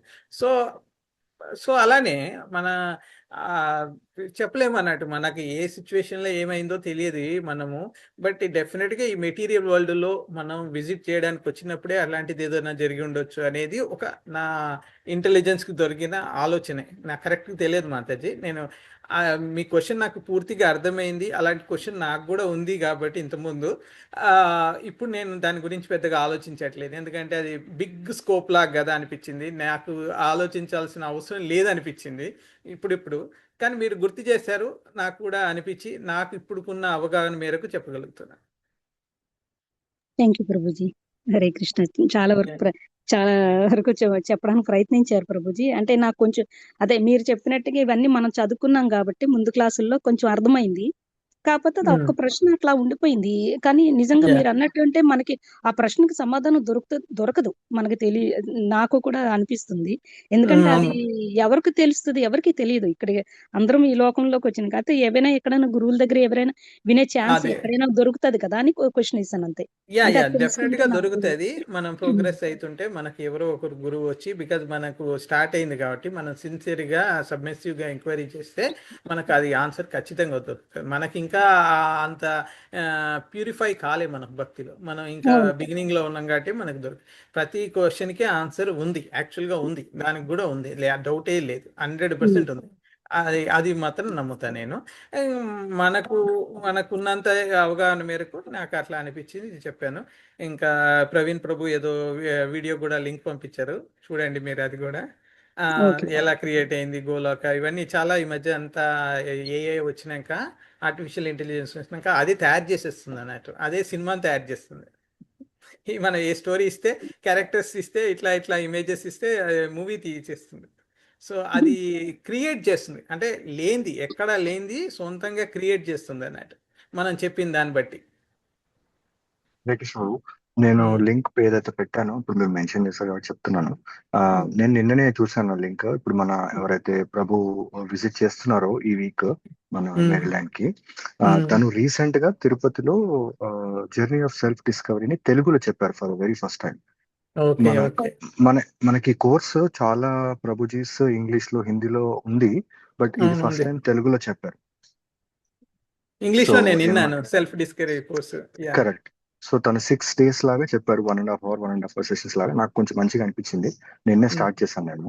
సో మేబీ హెల్ప్ అవుతుందేమో అని పెట్టాను. మేబీ ఆన్సర్ కూడా దొరకవచ్చు దాంట్లో,